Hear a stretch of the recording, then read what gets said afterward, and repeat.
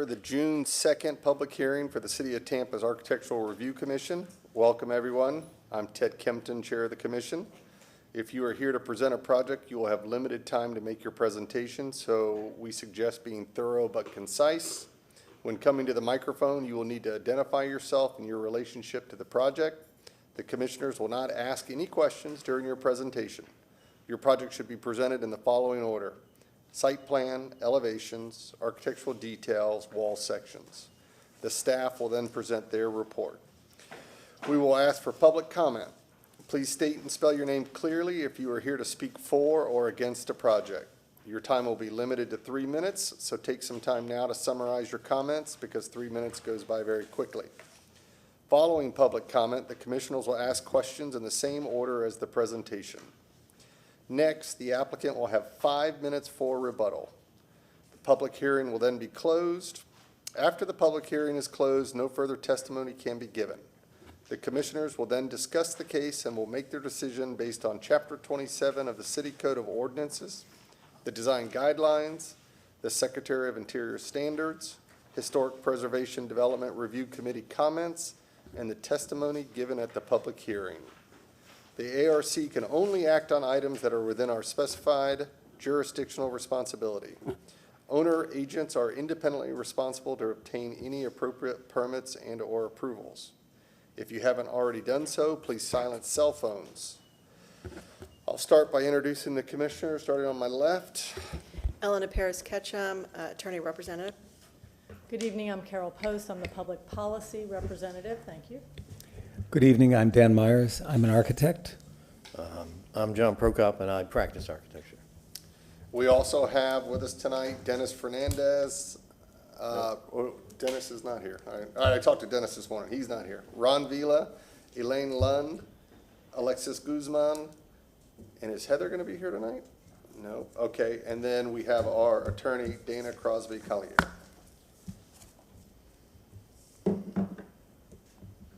Okay, I'm looking for a motion to accept the minutes. I move to accept the meeting minutes from our May public hearings. Second. All right, we have a second. Seeing no discussion, all in favor signify by saying aye. Aye. Motion passes. Good evening, Commissioners. Ron Vila. I'm a planner with Historic Preservation. Under announcements, we have the staff approvals that are in your packets from both the month of May and April for your review. We can receive and file after the meeting. Also, we have our publication of Tampa Bricks and Mortar. We're featuring the Ybor City map updated. It's been completed and it's in there for your review as well. And we will be holding a public hearing on this Wednesday. So having said that, we're going to move into the segment that we like to share with the audience and the commissioners as far as our preservation in progress, and Ms. Lund will take the lead on that. Okay. Thank you. Elaine Lund, Historic Preservation staff. This month we're looking at Tampa Union Station, one of the city's local historic landmarks, located at 601 North Nebraska Avenue. The Tampa Union Station is located near the intersection of Nebraska Avenue and Twig Street. Here you can see the present-day aerial map and the 1931 Sanborn map. You can note that the building on the Sanborn map, which is on the right side of the screen, the main building for the train station, for Tampa Union Station, is located at toward the bottom left of the screen. The train station also includes a baggage room and some additional buildings that were in use by various railways throughout its existence. Henry Plant is credited with bringing the railroad to Tampa in the 1880s, the same decade that the cigar manufacturing industry came to Tampa. Combined with the blossoming port and proximity to the phosphate mines, Tampa became a transportation center, and a population boom soon followed. Plant acquired bankrupt railroad companies and standardized their tracks. Following his death, the Atlantic Coast Line, the ACL Railroad, purchased the 14 railways that made up the plant system. That line is shown in green on the aerial map here from 1912.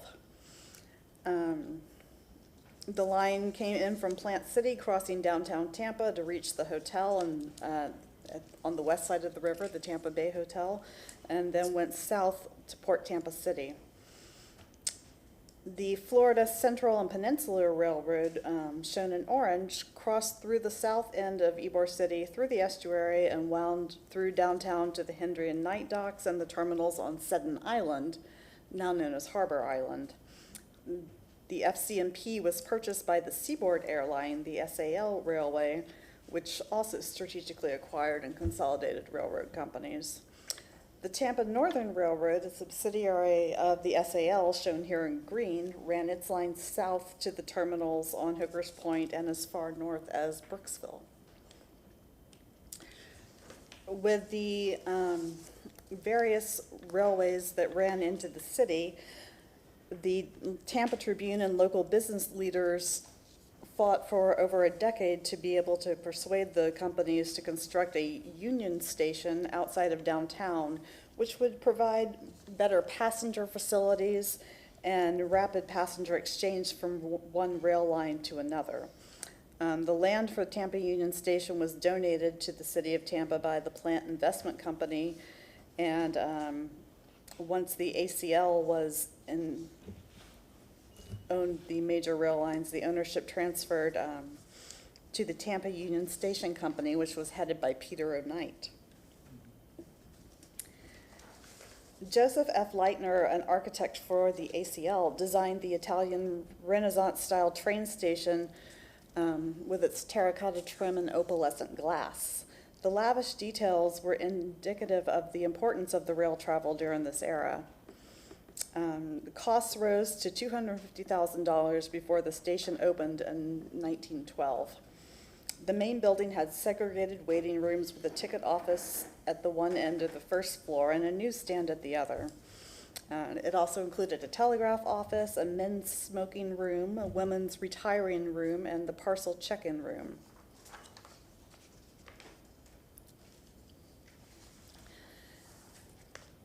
The Tampa Union Station was one of the earliest buildings in Tampa listed in the National Register of Historic Places, which occurred in 1974, and it was designated as a local historic landmark in 1988. The Tampa Union Station was closed for a good portion of the 1980s, and a major rehabilitation occurred in the 1990s, which allowed for the reopening of the station at that time. Recently, an administrative approval has allowed for the beginning of a major project for rehabilitation of the main terminal. This is one of the oldest buildings in the city still being used for its original purpose, and it's undergoing a $4 million restoration. It's funded by the Community Redevelopment Agency, and the project includes exterior rehabilitation, including repairs to the windows and doors, trim, and the exterior waiting area canopy in the rear, as well as interior work, including repairs to the walls and ceiling, particularly the plaster that is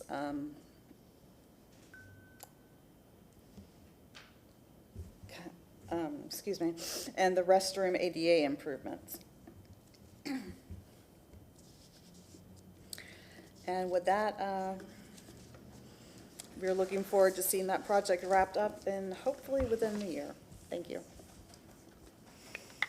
Thank you, Elaine. Moving on our agenda, we'll have legal address the board at this time. Yes, good evening. Dana Crosby Collier from Legal Department. Would like to ask if any member has a conflict of interest with any item on the agenda this evening.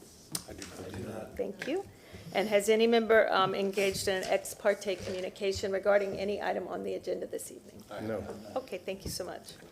Moving to continuations, we have one that's reflected on the agenda, which is ARC-25-0000.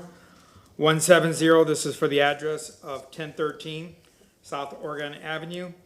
The continuation was from the owner. They continue to the future. Because they're continuing to the future, reposting of the property and noticing will have to be perfected to meet the City of Tampa's requirements. If we could get a motion for that, please? And I move to continue ARC 25-0000-170 at 1013 Oregon, South Oregon Avenue to an undecided future date. Second. All right, we have a second. Seeing no discussion, all in favor signify by saying aye. Aye. Motion passes. At this time, we're ready for the swearing. Everybody that wishes to testify, including staff, please stand up and raise your right hand. If you are going to be speaking or presenting today, please stand and raise your right hand.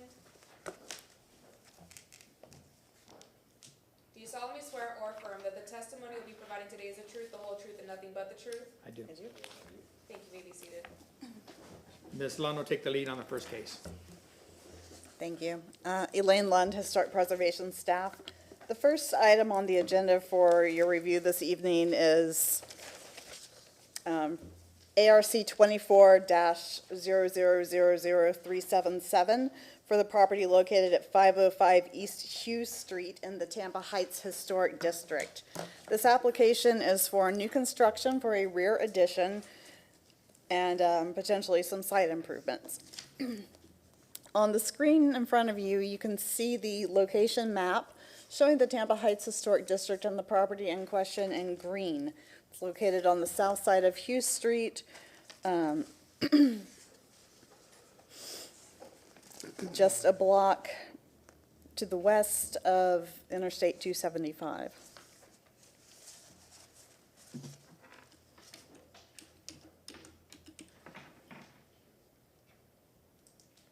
Sorry. This is the 1920 Sanborn map of the area. So you can see that the property then, it's again shown in green and as a residence, D for dwelling, as indicated on the Sanborn map, a one-story wood frame house with a full-width front porch. This is the present-day aerial map. Again, you can see the property in question in green on the south side of Hugh Street and the proximity of the interstate there. This is the front elevation, the north side of the house.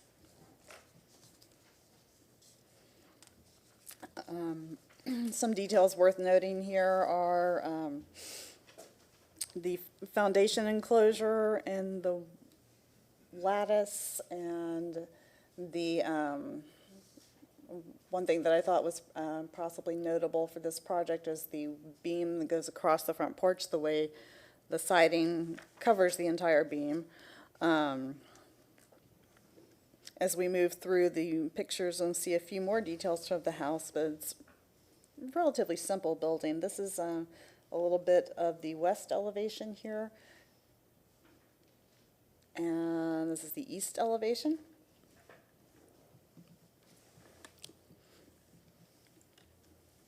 And this is the rear that exists today on the south side of the building.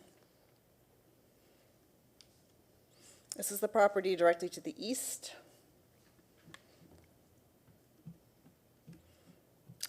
And the property to the west. This is facing the cross street. And property to the north across Hugh. Here we are looking east on Hugh Street toward the interstate. And then we have a view looking west on Hugh Street.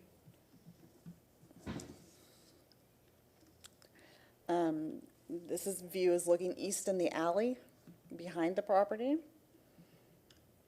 And then looking west in the alley towards Central Avenue. So that concludes the photo presentation. So at this time, I'll ask the applicant to present the request.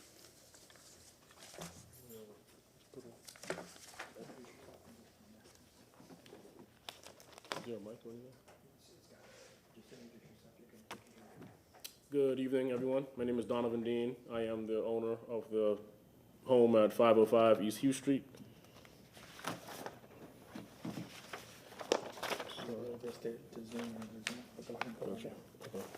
Haven't used this since elementary school.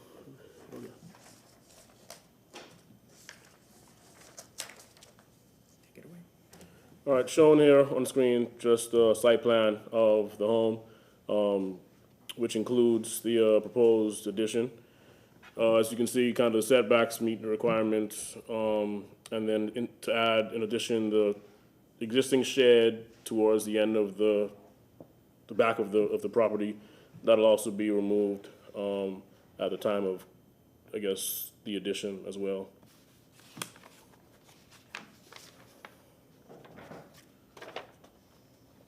Just some elevations here. Front and sides are staying pretty much the same. It is just an addition towards the back of the house, primarily for the purpose of adding a second bathroom.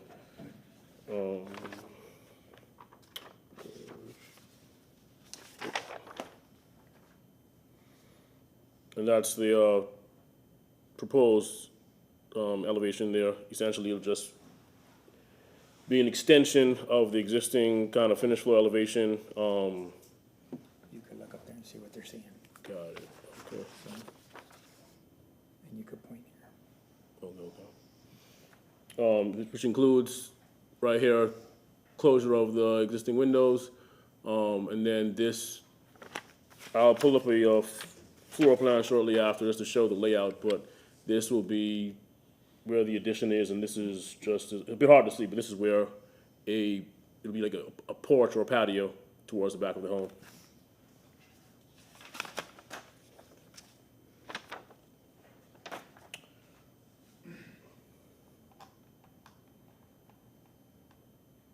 So just so you can get a better idea of layout here, this section here will all be the new addition, starting from this entire 11-foot dimension there. As I mentioned, this side will be a patio, and then the stair going to the patio, and then this side will just be a bathroom addition, and then closet here as well. And then here is the roof plan. The plan is to just continue the roof to match existing, to cover that additional 11 to 12 feet towards the end of the house.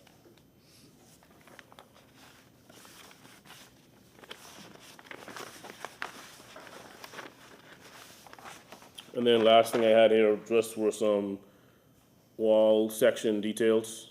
Again, goal is to match the existing, so the lap siding will be same as what's there currently.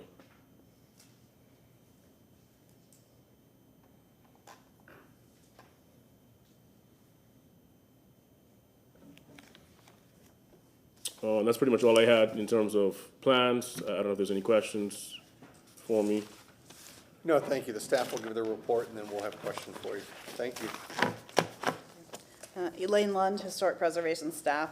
Staff found this application to be consistent with conditions with the Tampa Heights Design Guidelines. There were a number of conditions noted in the staff report. I think the essential point here is that the design itself should, does appear to be compatible with the house, but there needs to be some differentiation between the old and the new. So, in the staff report are listed some of the Secretary of the Interior's guidelines and recommendations for new exterior additions to historic buildings. Those do include things like changes in wall planes, incorporating methods to ensure that additions are subordinate to the historic building. So rather than going through all the conditions, I'll just say that I'm available for comment and questions, of course. And if you, I think that's pretty much all I have right now. Thank you. Okay, thank you. We'll start with, well, number one, Is there anybody in the audience who's here to speak for or against this project? Okay, seeing none, we will go with commissioners' questions, and I'll start on my right. Hi, how you doing? I'm good. Could you put the site plan up again, please? We'll start basically from the beginning of your presentation and go through a couple of pages.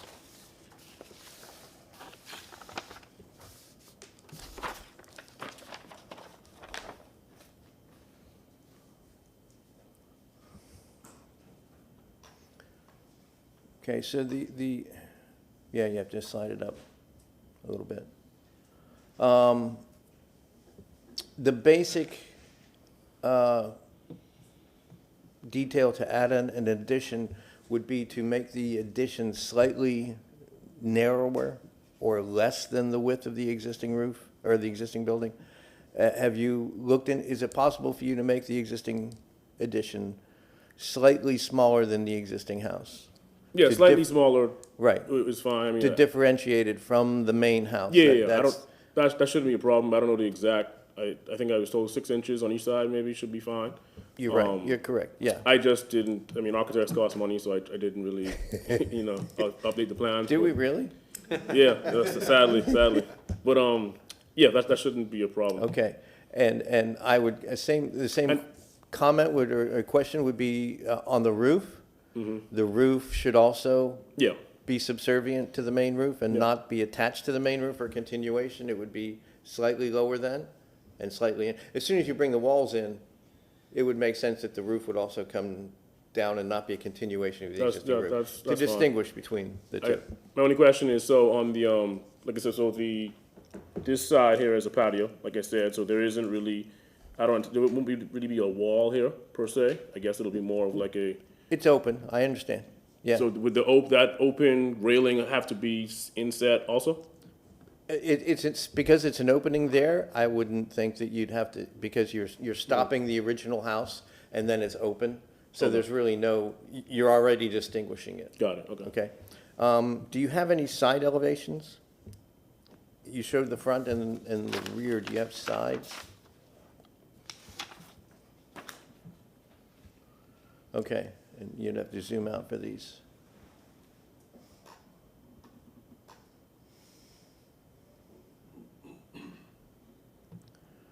Okay, so what is that showing as far as a roof is concerned? Oh, this is the existing, sorry. Okay, sorry.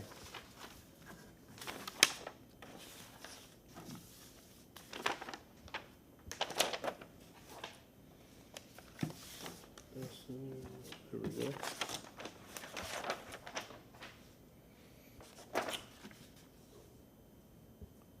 So this is the new, like I say, so currently it does show the roof continuing in the same plane. But Right. obviously on the updated plan, it would come slightly lower, and then Okay. the back elevation would be, again, it'd be, You'd see two lines up yeah, there. exactly. Yeah, okay. And that's the only window you're applying, is that rear one there? Yes, There's no new side windows on either side? No, so the sides aren't changing. There's just the exterior window right there. They're just blank, Yeah. okay. No, the sides of the home, no, there are windows on the side of the home, but those are. No, on the addition, side of the addition. Like on either side of the addition, are there windows? We're looking at one side of the addition in the back, and then one side of the addition down below. And there's only this one window here on this side of the addition, the rear. And there's So the other no- side, okay, I got you. There are no elevations on the The other other side. side isn't drawn, is what you're saying. The other side, that's the porch right there, right? Yeah. Yeah, there are no windows on the other side. On the other side either, Yeah. okay, all right. I guess I don't have any other questions right now.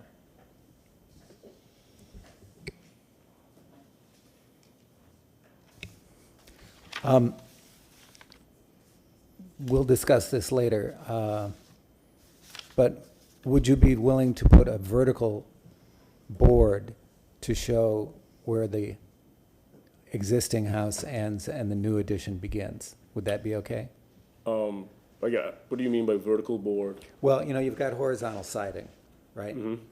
And sometimes we have also allowed a trim board to just go vertically, and then your old siding comes up to the trim board, and your new siding starts on the other side of that trim board. Oh, And that's, And that's easier than setting it in 6 inches and fooling around oh, that that would way. be preferred, yeah. If I can do that, that works perfect for me, yeah. Yeah, and then the exterior of the building right now, the siding is wood, right? Is that correct? Yes. And you're intending to use wood on the new siding, is on the new part of the house as well? Yeah, my goal is to match it exactly. Okay. All right, and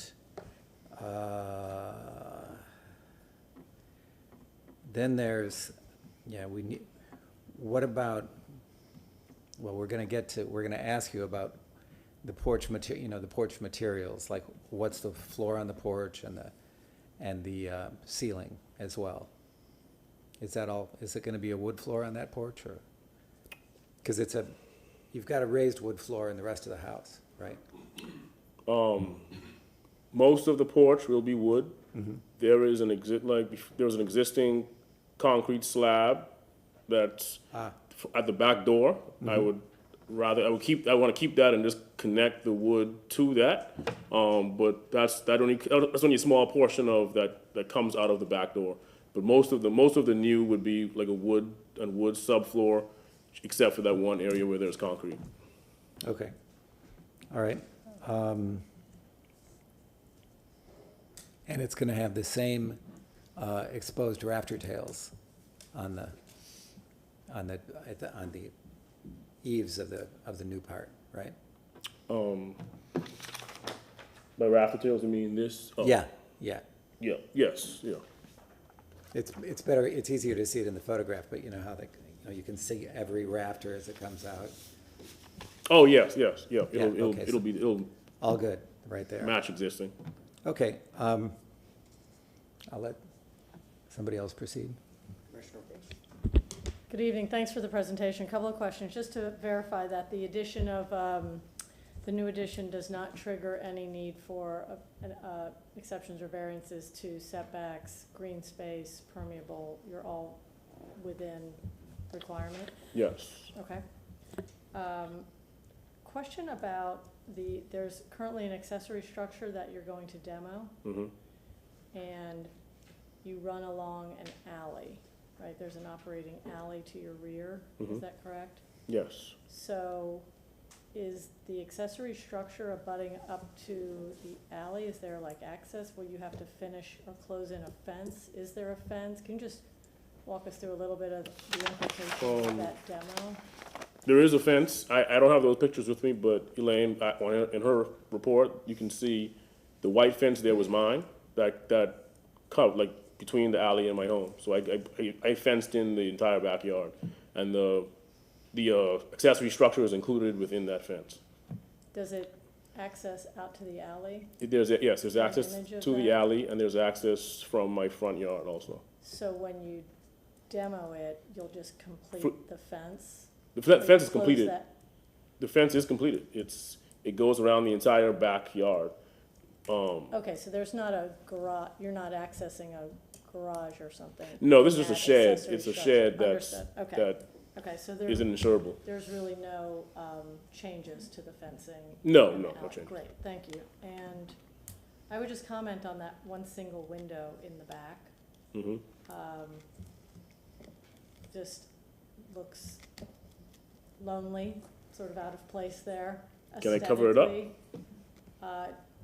My preference would be to add an accompanying window to balance them. I don't know what's going on the interior. It's a bathroom, so like there's not really much room for a window, I guess. I did that one just to have a window there, like, you know, the frosted window, I guess. Assuming that's what I would put there. But other than that, it's not really Okay. window I'll see surface area. when we discuss, maybe my design colleagues will have more opinion on it. Thank you, appreciate it. I have no questions. Can you put your site plan back up for me, please? And I want you to show me that concrete slab that you were referring to that you want to keep and integrate into this. I didn't quite follow you. It's not really shown, right? Okay, if it's not shown on that, maybe you put the, I your can- floor plan, and you could show it on that. I'm just trying to figure out how it's integrated into what you're doing.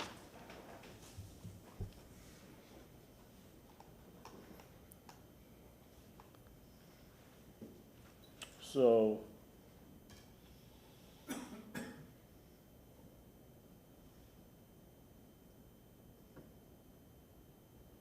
it's, well, obviously not the scale, right? But essentially, there's a concrete slab here. Oh, this is perfect. There it is. It's this. This box here, this is like an outdoor washer dryer area. Right. And then this is just an existing patio. So my goal would be to just connect to that, extend as needed, but keep that in place. If I have to demo it, I will, but I would prefer not to No, that's cost fine. much. So go back to your proposed floor plan. So is that, no, you've got it right there. Okay, so it says patio, 103 square feet. Is that on grade, or is that at the finished floor of the house? That's all finished floor. Okay, so then how does the concrete, how is that gonna stay? Because isn't the concrete on grade, or is that elevated? It's a little bit below my home finished floor. Okay, so it is elevated, okay. Okay. Okay, and then if you'll show me the elevation, the existing elevation of the front of your house, please? Or a photograph. I just want to look at your columns. So you've got pretty columns right there. Any reason you wouldn't replicate one of those columns on that back patio? Because you're going to need something to support the back corner of the house. Or is that your plan? I just didn't pick up on it. I guess I would say I don't have a plan per se. That's fine with me. I mean, I like how they look. I don't have an issue with it. Like I said, the designer just didn't draw it like that way, and Okay. that's really the only reason. I mean, I don't know where it would go, because they have these like I guess you can do the exact column base with like then the wooden part at the top. Yeah, that's. I guess the point is, we're not asking for you to replicate. I'm asking the question what your plan was. So if you'll put that back elevation up, and then, and that leads, so put the back elevation up, please.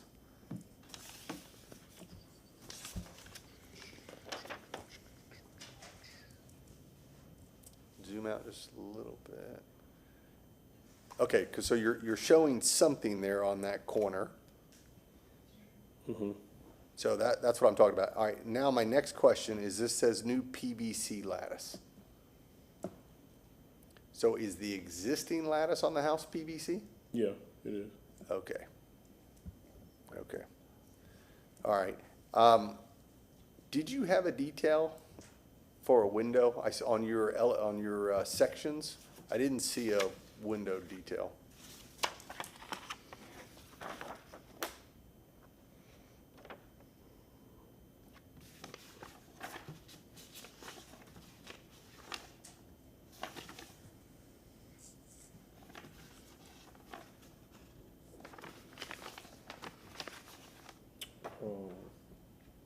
This is what I have, but honestly, I assume this will get kind of flushed out through permitting. I'm not exactly sure if it's, Well, we're more concerned about how it's set.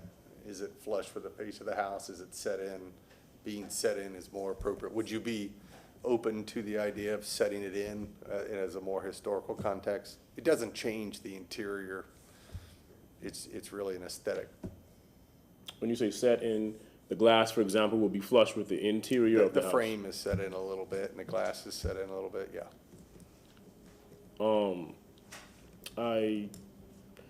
So as you tell me, what is the windows in the front of the house, for example, is that what you're talking about? Hard for me to see here, but if you could see a little bit of a shadow line, they're probably set in. It's a historic house, so I would guess that they're set in, yeah. If you're talking Yeah. about the same way they are now, that's not Okay. an issue. Lighting, are you putting any lighting on this back porch? Is there gonna be any kind of visible fixture? Give me yes. Do you have a cut sheet by chance, or could you at least show me where it's gonna be? There's a floodlight here, floodlight here, floodlight there. Nothing by the back door or anything like that? There's a in-ceiling light above Okay. All right, we're gonna wanna see cut sheets on that. And then, on the fixtures. yep, all the fixtures. Even like, so, for example, like the floodlights that are existing, I can't, like, If it's an existing fixture that you're not touching, then you don't have to show it. If you're putting something on the house, we're gonna wanna see, I'm just moving, they're all there right now, I'm just gonna move them and add them to the new location. okay. And then my other question is, on your detailing, you're infilling these windows, is there by chance a detail that shows how you're gonna, redo that wood siding so it doesn't look like you've just infilled a window? It would be on that sheet that showed your typical cross sections.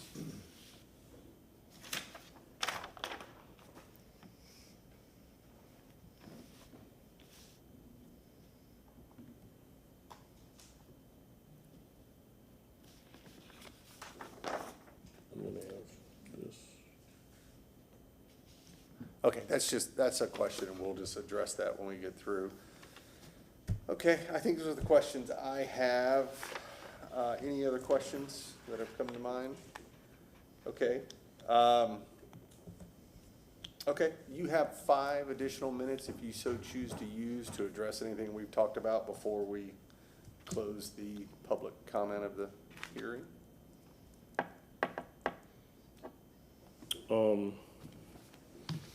Not really much, I guess I would agree. You have a question? Yeah, sorry.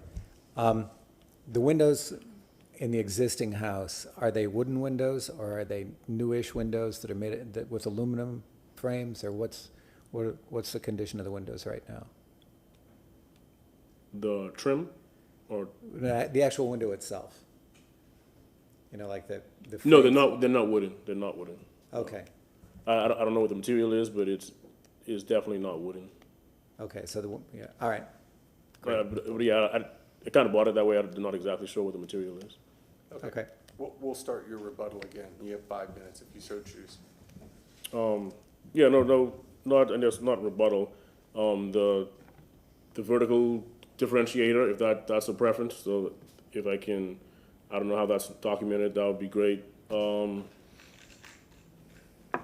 Yeah, other than that, no.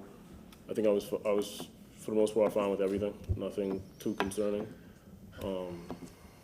Yeah, that's it. Okay. Thank you very much. All right, at this point, we will close the public portion of the hearing, and we will begin discussions. Oh, thank you. There's a lot of details missing. I mean, it's a very, very small, simple little thing, but an awful lot of details missing. The lattice work underneath doesn't show any brick footings, it doesn't show any piers, it just shows lattice wrapping around and the floor just kind of floating nowhere. I'd like to see more details. I would. And I understand, you know, we could probably make a long list of conditions. And I understand he doesn't want to pay someone to make drawing changes, but that's part of the process of coming here, is what we approve has to be correct. There's a long list of things on that house that there's just not enough information on the detail, and the designer that he's hired has got to be able to do a little bit better. I mean, it shows the lattice work coming up to the top of the floor. It doesn't even show a beam. You know, there's all kinds of little things that aren't feasible and aren't real. So, I guess my comment would be, I don't disagree with the lack of detail if we are commenting on direction. Sounded like, okay with a vertical trim separator. I don't know that we were also talking about the porch being open so that there was no need to. Well, the main house turns the corner, That's so right. there's clear there. I'm a little worried about the roof, because if you do use the board and you still flush it out, then the roof is flushed. Correct. And whether it needs that, whether Just the a board, house that is this simple it is simple. needs a finicky little detail of lowering the roof, I think that a vertical separator is fine and that it doesn't need it. I'm just reading the But- words from the Department of Interior Standards that say that any addition is to be subservient, not necessarily just divided by a board, but is to be subservient to the main house. And I can understand that, and I personally feel like we have many examples where the subservience of the addition is questionable, and in this case, because it is so small and so simple, I agree. I mean, I understand that. It's small and simple. I just think there's more information that his designer has not put into, has not attempted to put into the documents that are necessary to approve this. It's up to us to control or to advise and be the the watchkeepers of what gets built here, and I'm not sure that these drawings explain enough of what should be built in historic districts. I don't disagree with the attention to detail aspect, just coming back to the subordination detail. Does it make you any more comfortable by the fact that it's not a straight extension all the way back, that there is the indentation of the porch, which further distinguishes the addition, and so the back is a lesser by volume, if you will? Oh, well, on that side, on the porch side, I think that the fact that the original house is remaining and turning the corner, that's clear. It's what happens, I guess, at the roof edge, and then what happens on the other side of the house. Well, That's of importance. I But think I agree with the size of the house and the simplicity of it to start making those design modifications seems more complicated, so. What was interesting is that when I pointed that out, the applicant actually stated, "Oh, yes, I agree. get it, the 6 inches, I was told the 6 inches." He knows what we were talking about, and I don't think we're placing a burden on him by, Yeah, I guess the only thing that I see is that when I get to not recommended, it says constructing a new addition that is as large or larger than the historic building, which visually overwhelms it. And it just seems that this bathroom doesn't overwhelm the rest of the structure. And so I would be in favor of putting the well, what do you piece do with the roof? down and leave the roof, because it's not gonna visually overwhelm the existing structure. That's what's not allowed according to the standards.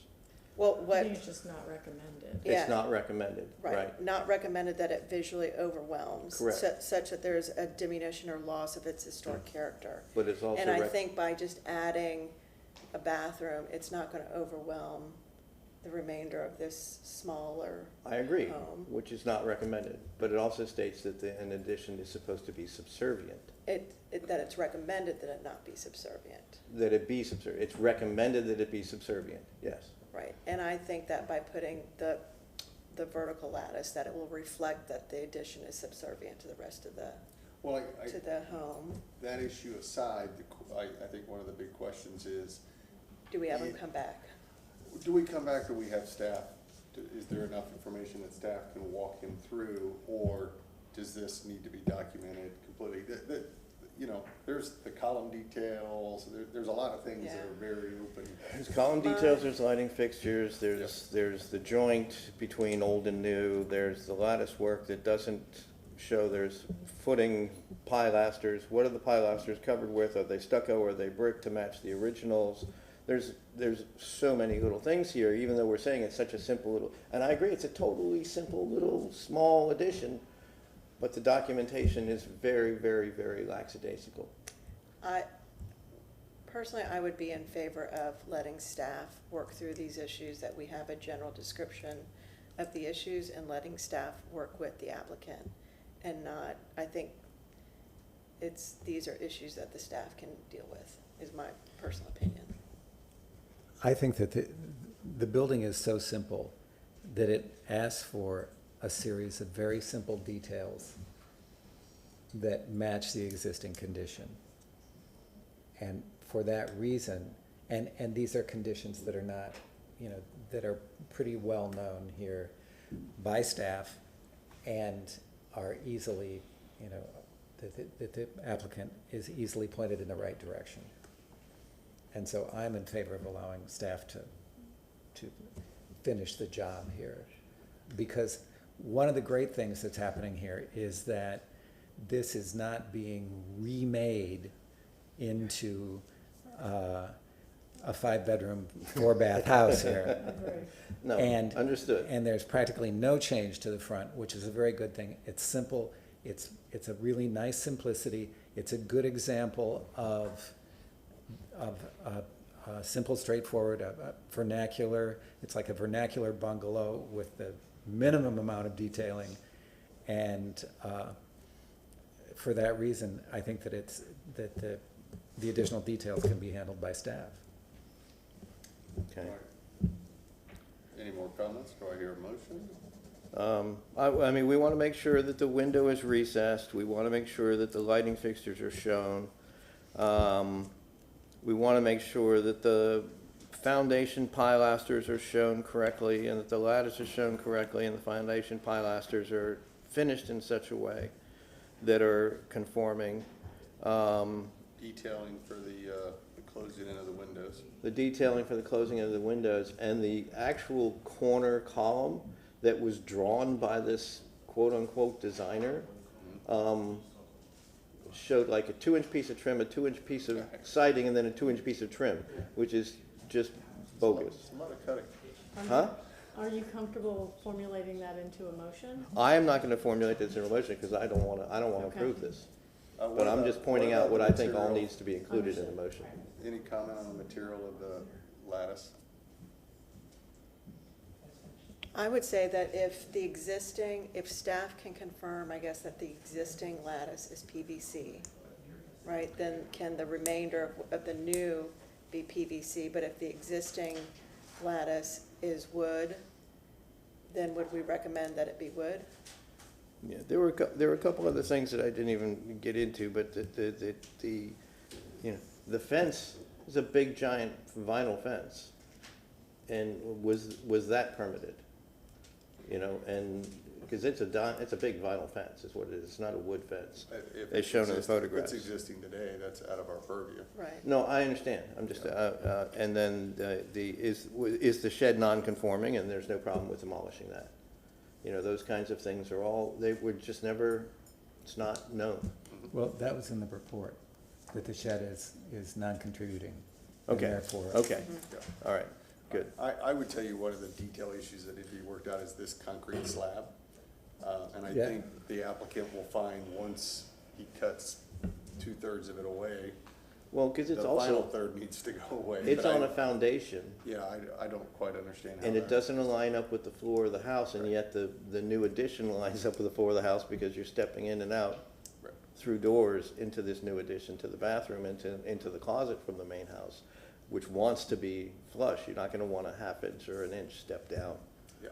So I think, yeah, that's a cost-saving move, I Yeah. guess, but it's an odd move, Well, that's my only concern, is leaving the Is- additions. is cost saving is paramount. It's obvious, as it is for most people, but we don't want to do it to the detriment of the appropriate detailing. And that's one reason you put this on paper, is so that you're held Right. to it. So I'm comfortable with staff that they can handle it. It's just that whole quandary we always have about How what's much too do we much and- burden staff, right? Okay. Seems like we're at a spot. I will not be moving to approve, because I think it needs a continuation and a lot of repairs to the drawings. Is there I'm going to ask a question of staff at this time. Elaine? Do we need to reopen? Oh, do we need to reopen? Yes. Oh. Okay, all right, so, Move to reopen the public hearing? Second. all right. In discussion, all in favor, reopen the public hearing? Aye. All right. The hearing is now reopened. Question for Elaine? Elaine, are these, the details that are lacking, are they, is that too much for staff to handle? Or, Elaine Lund, Historic Preservation staff. No, this is a pretty straightforward bungalow with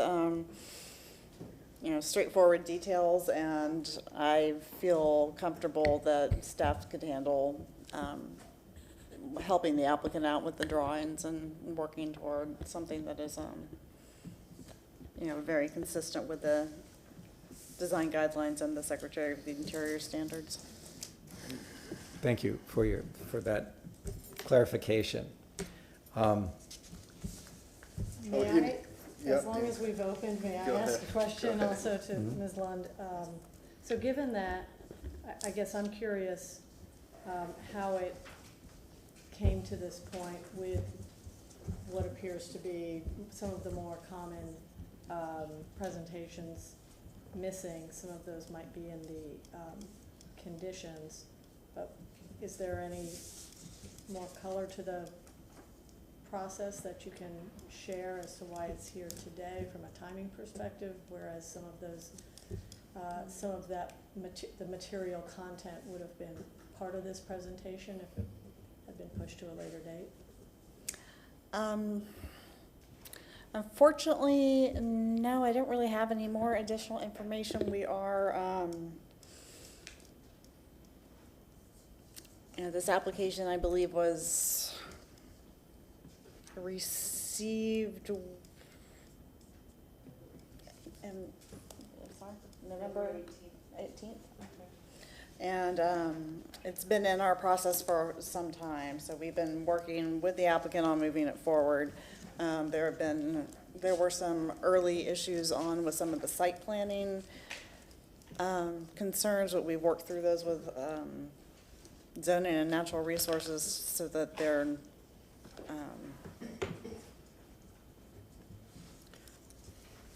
so those concerns have been addressed. Okay, Yeah. okay, thank you.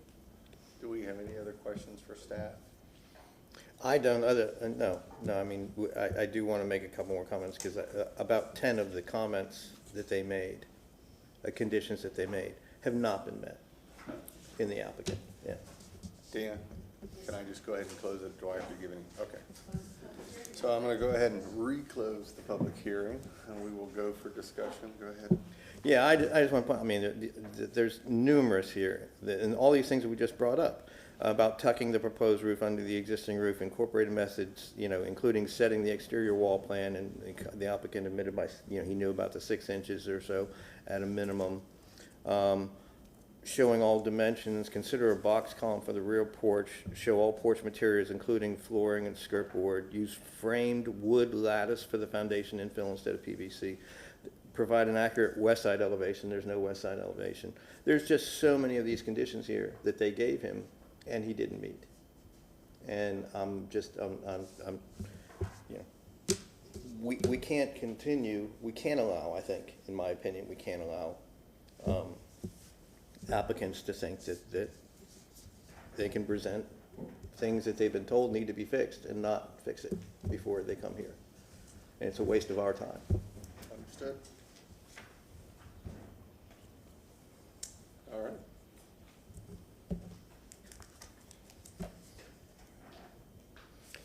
All right.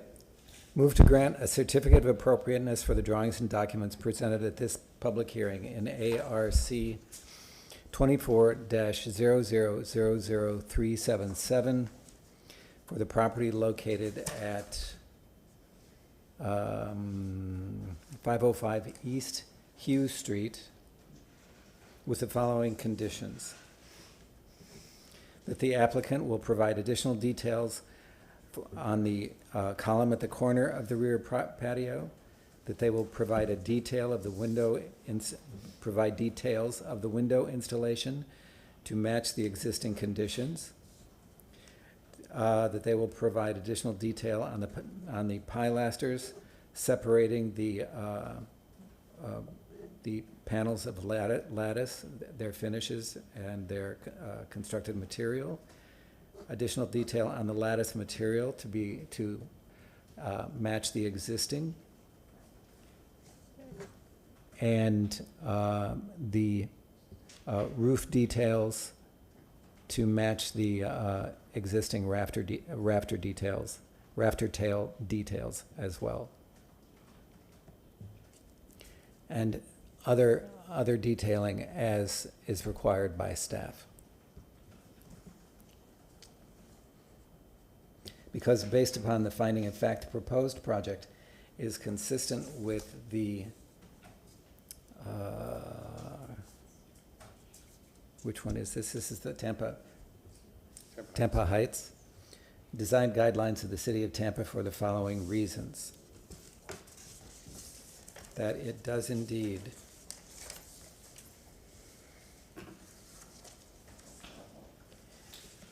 match the scale in its height and width, the massing and building form, its setback, its orientation and site coverage, and was found to be consistent with the conditions by staff.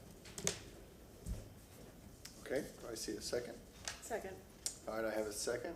Any additional discussion?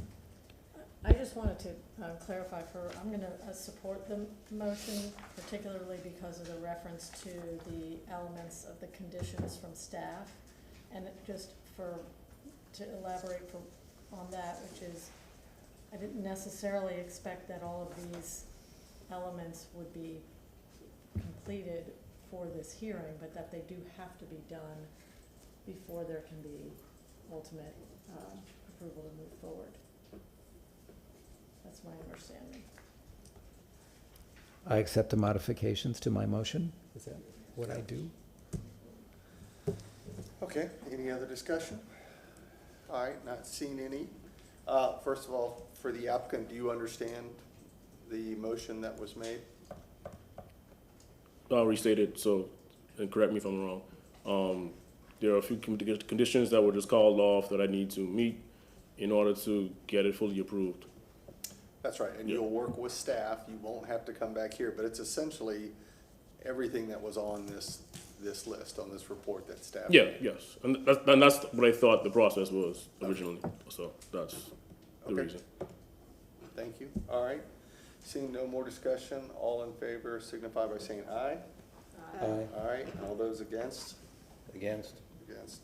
All right, motion passes. Best of luck to you, sir. Thank you.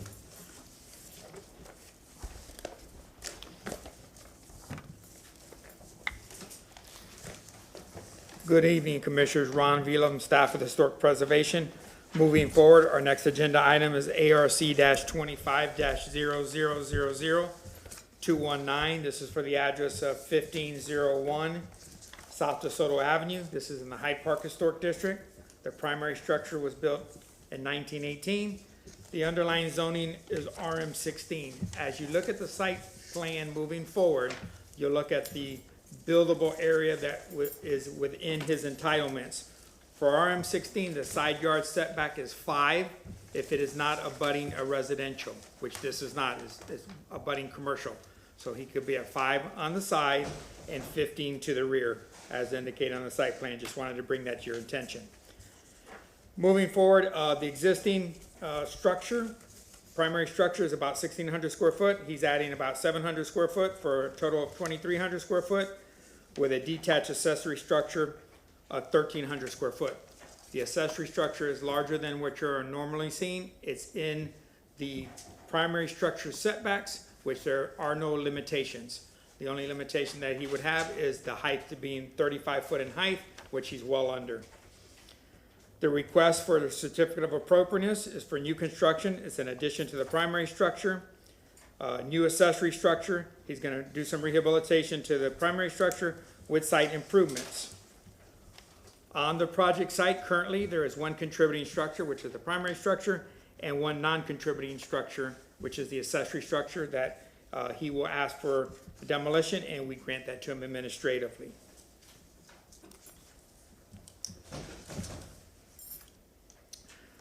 This project, just to give you a little heads up moving forward, goes over the 50% of the assessed value of the structure. So once it goes over 50% of the assessed value of the structure, it has to meet all current codes. On the second floor, the head heights are less than 7 foot. So you'll see some modification to the primary structure. There's a dormer that I'll call out in my photo essay that has to meet that condition, and he did some modifications in that area, so I wanted to bring that to your attention. Moving forward, this is the Sanborn map showing the whole local district of Hyde Park, indicated by the red line. Property in question is in the southwest corner. As a reference point, you have Howard to the west. This is on DeSoto, and then you see Bayshore Boulevard. This is not within FEMA's boundaries, so no FEMA's requirements are needed moving forward. This is our current vicinity map.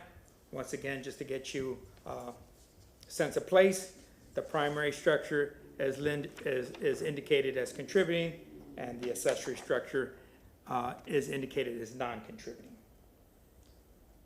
This is the vicinity map, the aerial that I like to show as well.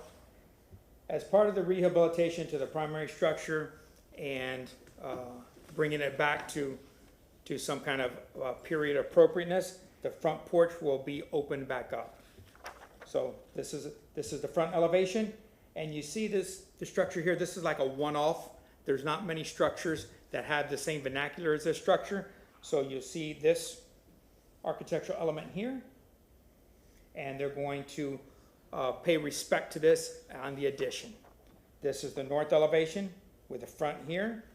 On that north side, the abutting neighbor is a non-contributing structure. Going back to the property in question, you see the porch as it wraps around. This is the dormer in question that he's going to raise up because the head heights inside does not meet today's standards. This is looking at the drive aisle. There was some discussion about moving the drive aisle. I believe it's going to stay where it's at, but in the intent that they're going to move it, there is a cartouche. All cartouches are protected, and if the driveway is to be brought up, what they do is they cut this out, they lay the new concrete in place, and then they put the cartouche back. This is the abutting property to the south. This is why he's within 5 foot of the property line, because the abutting property is not residential. Looking down the street, there is some parallel parking on both sides of DeSoto. Across the street, you have some more period houses. Moving to the rear, you see how the siding comes almost all the way down to grade. That's kind of a unique feature as well. Just a couple shots of the rear elevation. This is the non-contributing structure that's going to be removed. As you look at the backyard, there's a series of trees. Natural Resources did look at this in depth. They said that their project can move forward as indicated on the plans that he's going to show you. Once it gets to permitting, Natural Resources will meet them in the field, come up with a solution as far as lentiling, if it's required because of the proximity of the trees. They'll look at the canopy of the trees, and they'll look at any trees that are going to be subject to be removed. And this is the current condition of the ribbons leading into that, I would say, a glorified shed. It's not really an accessory structure. That concludes the photo presentation, and you could use these later on if need be. At this time, the agent will address the board.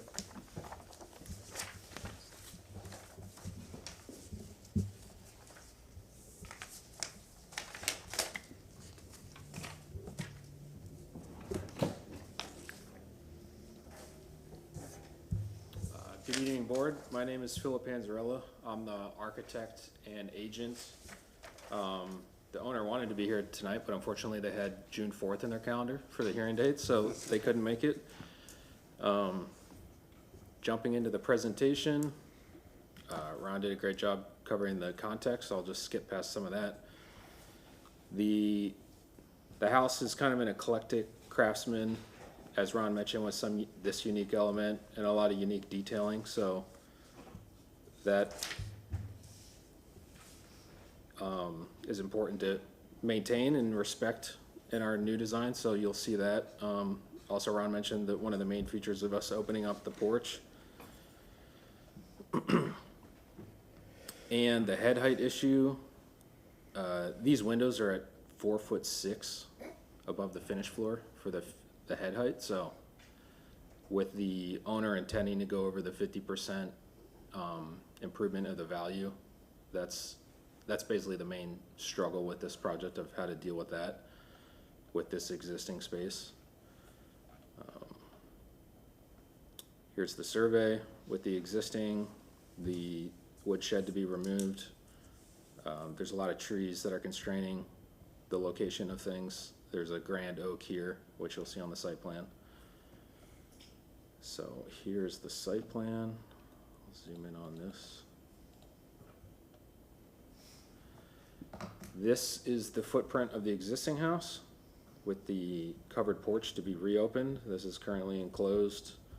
We're going to reorient the walkway facing the street with a brick walkway and adding a new stoop and removing all of this existing paving that goes to this side door. The driveway will be widened to meet the Tampa standards, but it'll have a brick inlay in the middle with the concrete ribbons. Blanking on the name of that. Anyway, the entry will be widened a little bit to meet the standards, but that cartouche will remain there. Going back to this, we'll have a new addition on the back of this area with a new covered porch in the back. You can see this grand tree protected root area that's kind of dictating the limits of where we can place things, which for vehicle circulation and for this tree is why the new detached garage ended up here. And this is a 2-car garage with a 2-bedroom apartment on top. And then there's some permeable paving walkways going to a stair that goes up. And this is the 5-foot setback that Ron mentioned due to being adjacent to multifamily.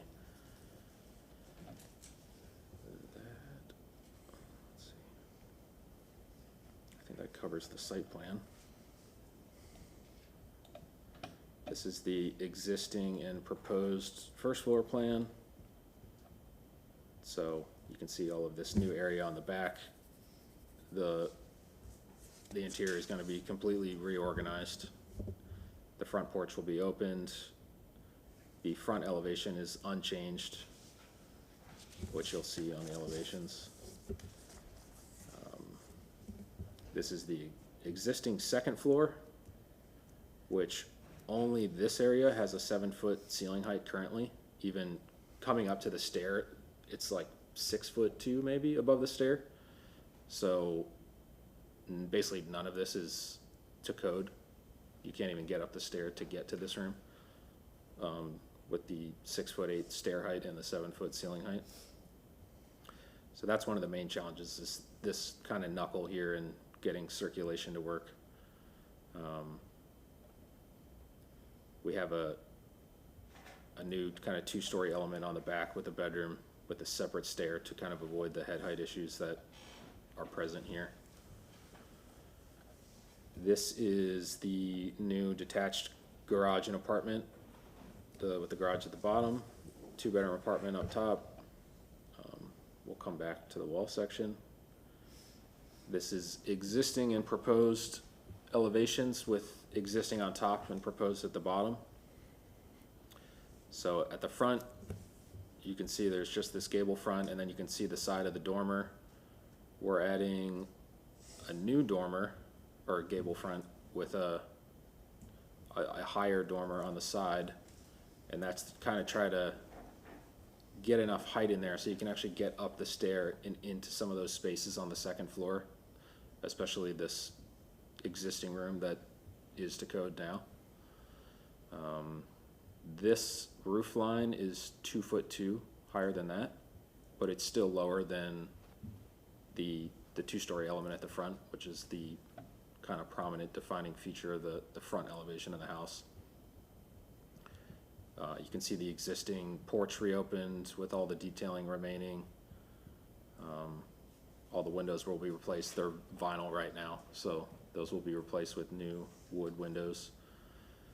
This is the rear elevation. So you can see this is the existing roof line here.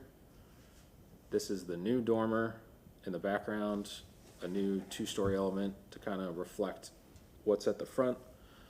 And then this new back porch, which also reflects the detailing and scale of the front porch.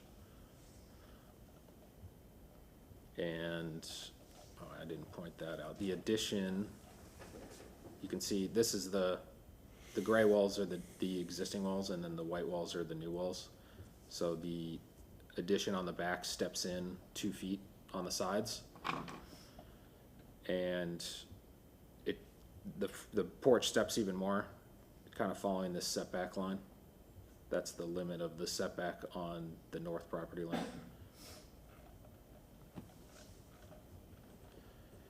And then going to the side elevations, this is the biggest change in the project is this dormer here, and then we expanded this, which is 2'2" taller than the existing ridge line, which should barely just give us enough space to get up the stair and then get into this room and have the 7-foot head height. And then the addition on the back that you can see with the new two-story element reflecting the existing one at the front, and the new back porch.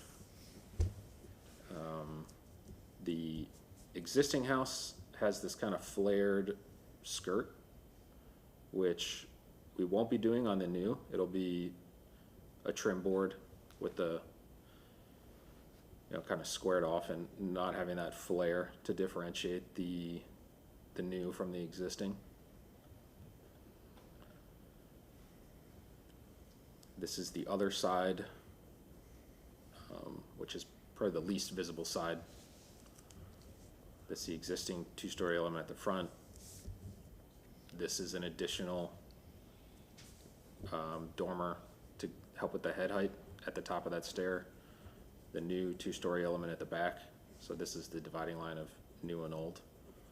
You can see the flare there, and then the new addition at the back with the porch. This is the elevations of the new garage. This is what's going to be visible from the street. This is the side facing the south property line. This is the side facing the rear. And then this is facing the internal backyard. So we spent most of our effort on this front elevation that will be seen from the street, doing the kind of make it look like a typical carriage house with the 2 garage doors, and some detailing to reflect what is also shown on the new dormer of the existing house. So the way the roof lines are and some of the trim and siding will be reflecting that. Some 3D views of existing and new. This is the new, so you can see the additional volume of this dormer, the new carriage house style detached garage and apartment. The 2-story element is respected. The new dormer roof line kind of falls underneath that roof line, so we're not impacting that. The new porch that's opened up with the new walkways. This is all paved currently, so this is what the new paving will look like with brick and concrete for the driveway. This is the other side. These are all from the street, by the way. This is the new 2-story element at the back, which is the only thing visible from this perspective. And then materials, we're gonna use Pella or similar wood-clad windows at the new construction of the detached, and then wood windows at the existing house. They'll all be replaced because they're all vinyl right now. So all of the windows will be placed to be wood, recessed windows with this style of muntin. Can zoom in on that. It's a 7/8 inch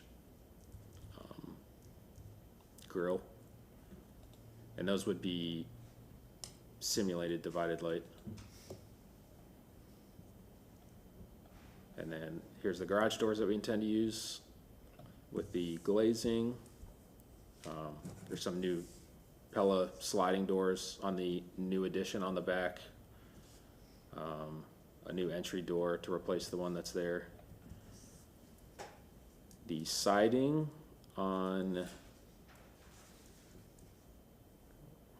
gotta look at the elevations again. So this will be the new addition on the back. And then this was, where did that go? Sorry, I should know that.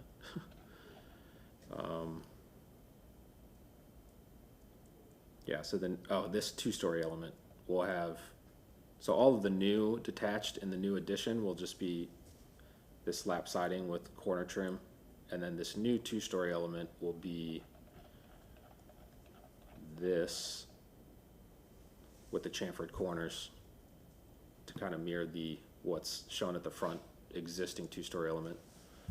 And then asphalt architectural shingles, wood fencing. I think I skipped that on the site plan. So there's going to be a 6-foot privacy fence that goes around the whole backyard up until, I think it ends somewhere right around there. And then this will just be open. And then this is just illustrating some of the existing conditions with the ceiling heights. So 6-foot ceiling height at the top of the stair. The existing dormer has 5'10" ceiling. This is the front bedroom of the two-story element, which is 7 feet. We can come back to that if there's any questions on that. And then just some quick examples of, in the close vicinity of this project, of two-story carriage houses that are kind of on a similar scale to the primary house. So this is a two-story carriage house. This is only 2 or 3 houses down. This is the property in question, and this is this house. This is across the street, so another 2-story carriage house with a 2-story house in front. And then these 2 houses are also on the next street over with these two-story carriage houses. That's all I have. I look forward to your input. I appreciate your time. Great, thank you very much.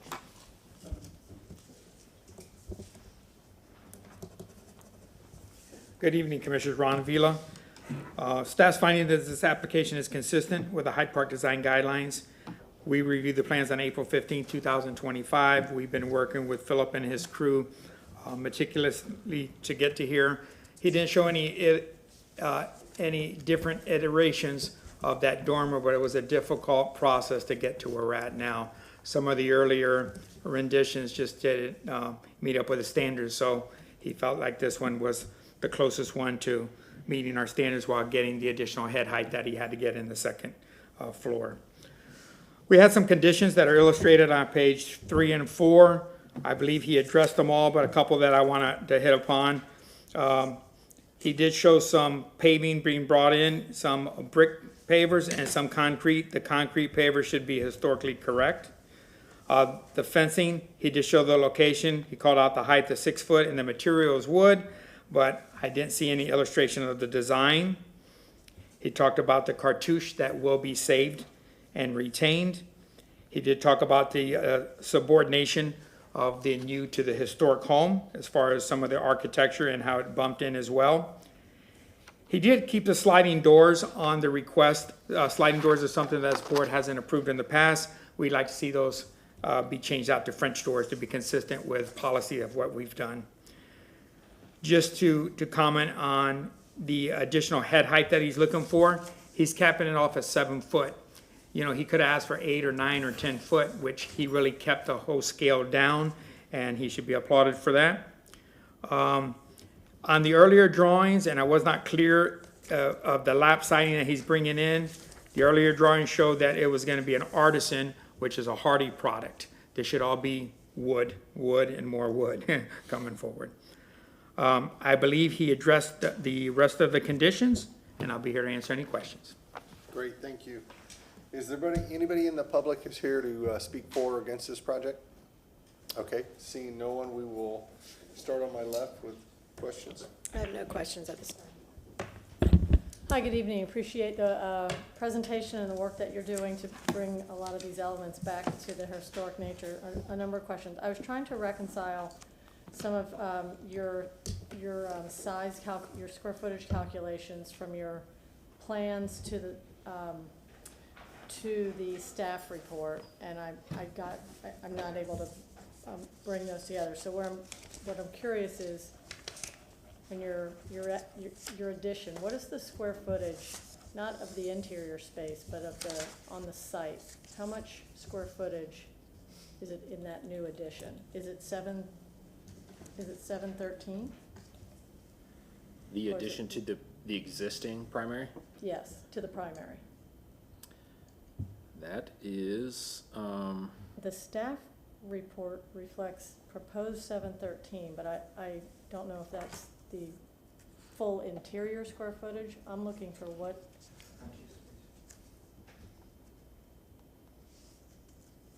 Oh, the addition is not 2 stories? It is, right, okay, so that's what I was, where I'm going is to the impact on the site from an impervious perspective, just to have and I know you're meeting your impervious standard, but yeah, I'm still just sort of tracking along as additions are getting made as to what percentage of the existing structure, what percentage is being added in terms of new impervious. I just can't find the number. of the total site compared to, No, or just of the primary structure as a start. so, yeah, I don't think I have that. I gotta do some math real quick, Okay. sorry. I don't want to put you on the spot, but I'd like to, if we can circle back to that. But, yeah, I think it's about 600 to 700 square feet that this new, Okay, let's back come areas. back to that. And then likewise is for the new carriage house. So you're taking down a much smaller structure. This is a very large addition, so, but it's 2 stories. So again, I'm looking for the differential. There's a certain amount of impervious on the space now, and what is the difference in the size that your new carriage house is putting on the lot? the carriage house is 675 square foot footprint for Okay. impervious. And that's not including the driveways or, I think the question And is what's how the that shed? shed that was there before. Yeah, What is that what's the square shed? oh, Again, I don't wanna put you on the spot. yeah, I about don't it. know the area of this is the outline of it, so it looks like it's roughly a third or Third. a half. So, I don't know, Okay. 300 to 400, yeah, maybe 300 square feet for the shed. Okay, thank you, I'll come back to those. There was one other thing I noted on your plans. It indicates, new pervious pavers, I assume this is some of the new drive. It says there's 407 square feet, and then it indicates that they're 70% impervious. So you're calling them pervious pavers, but they're 70% impervious. Yeah, that's what I was told by the stormwater reviewer during the DRC so just to point out what I'm referring to here, is this infill brick Yep. pervious paving. You can only count, or 70% of that area still counts as pervious. So it has a 70-30 ratio of pervious to impervious. Okay. Even though it's pervious paving, it's still you're not getting the Yeah, full credit, because there's Yeah. a lot of it, okay. And then, so what trees are coming out? Again, it wasn't clear, there are a lot of trees there, but yeah, I what kind are of you just losing? How many breezed trees past are coming that. out? So these X's show which trees are being removed. So there's 1, 2, 3, 4 palms. And that, I think that's it. Okay, so I And missed then- that. We talked with natural resources about some of the potential issues, particularly with this tree and the footers, and this tree here with the footers of the new addition. So we'll have to get an arborist out there to look at where the actual roots are and try to place the footers and structure around that to retain these. Okay. Okay, thank you, I appreciate it. Commissioner Myers?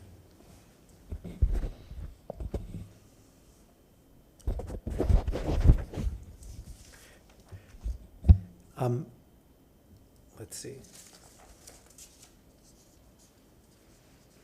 So you're not going to put any hardy board siding on the main dwelling, is that correct?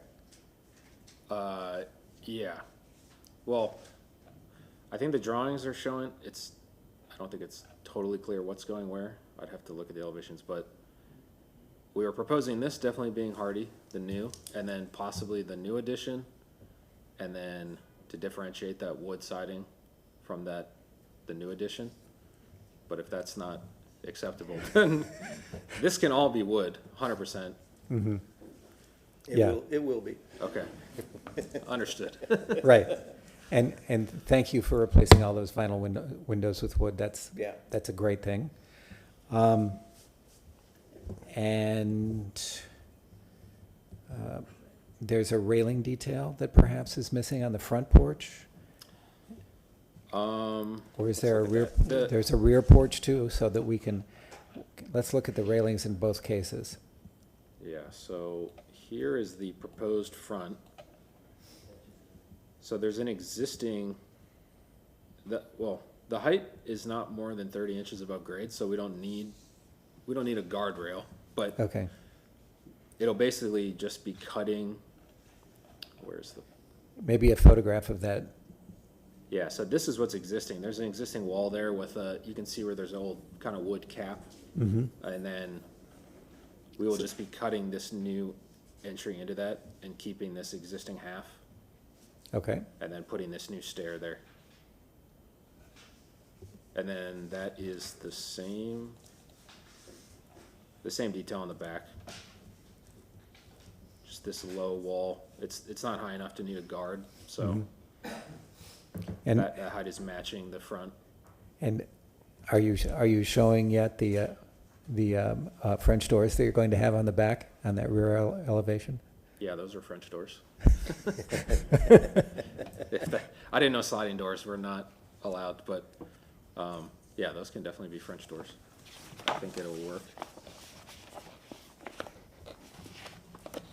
This is the effort that you have had to expend in order to get these second-story, the required ceiling heights in the second story is difficult. And while this is not a perfect solution, and the building seems a little less charming with this addition, you know, I know how hard that is, so I'm going to go with it.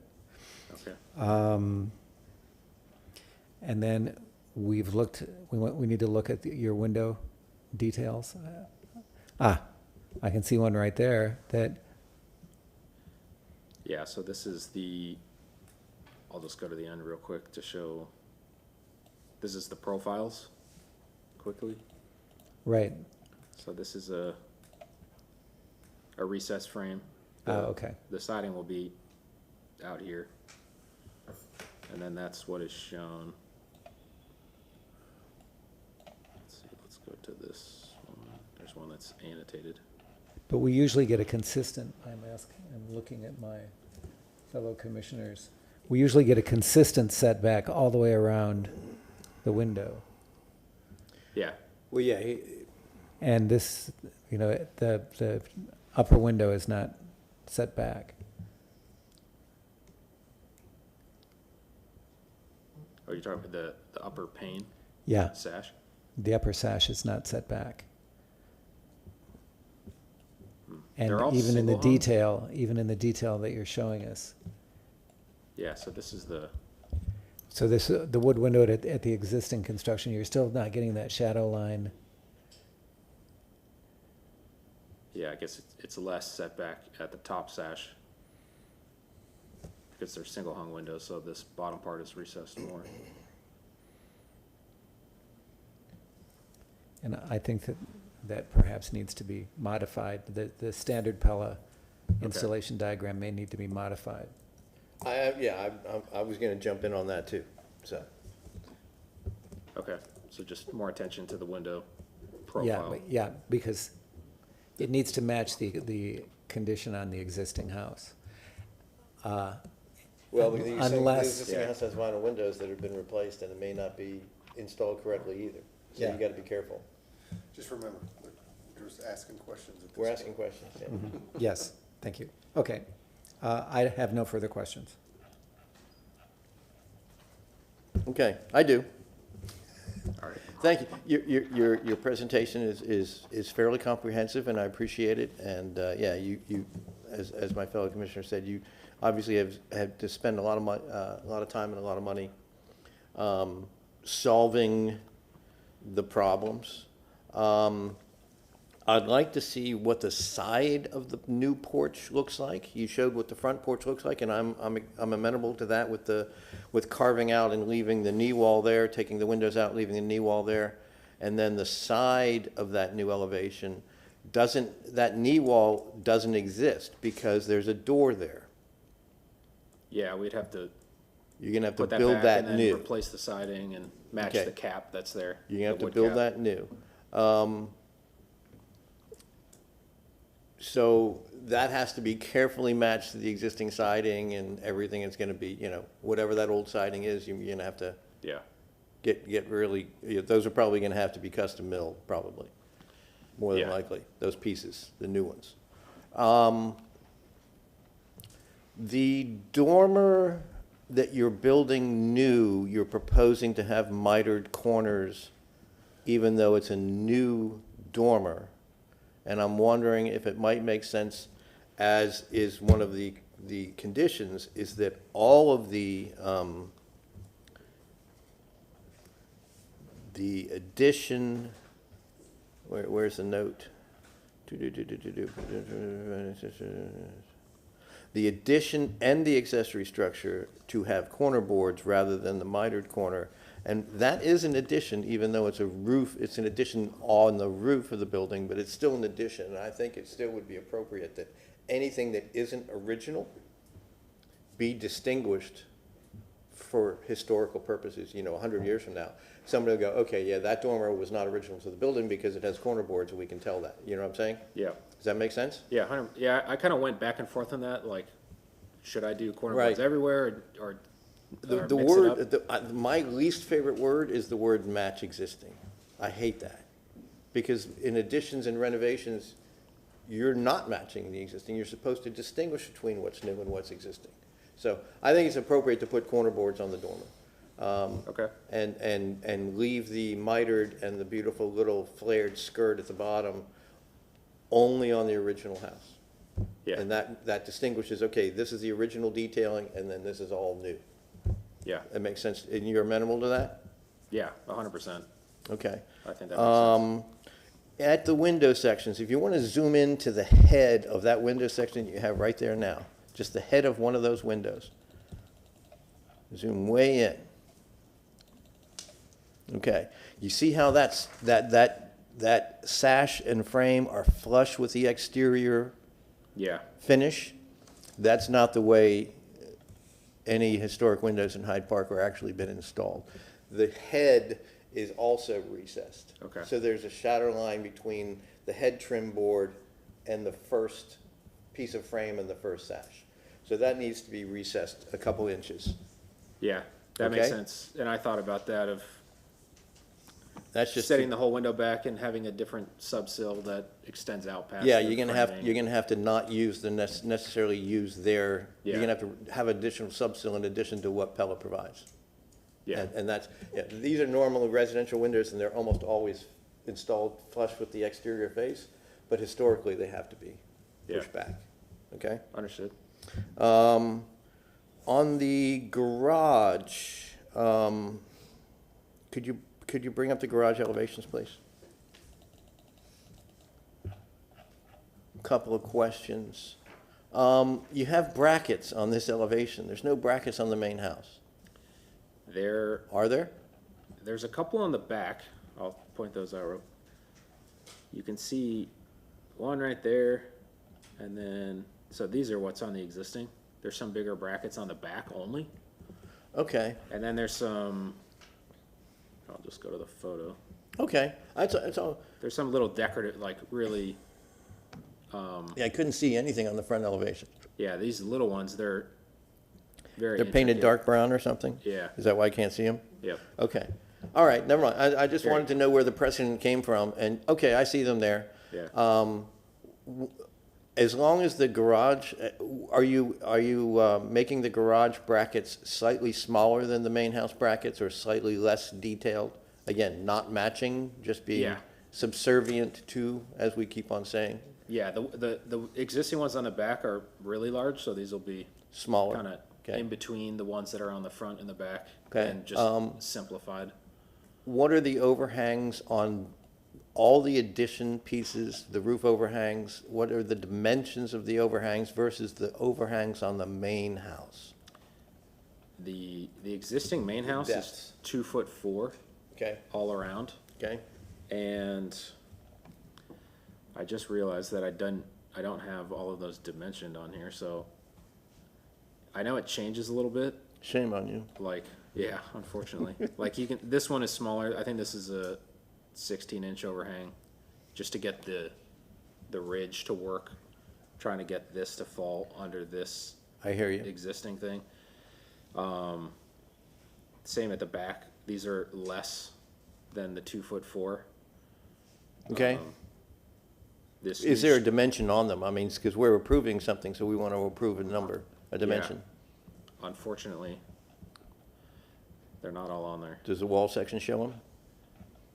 But it's No, not dimensioned. Yeah, Again, the reason we're asking is that, yes, we want them to be considerable, because that's, the standard historic detailing. We want it to be a considerable overhang, but we don't want it to exceed the main house.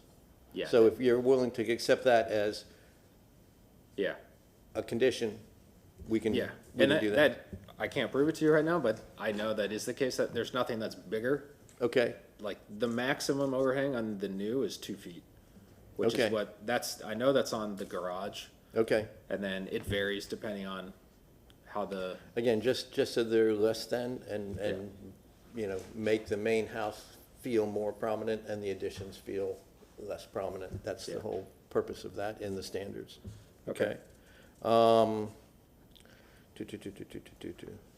I think those are my only questions in corner, yeah.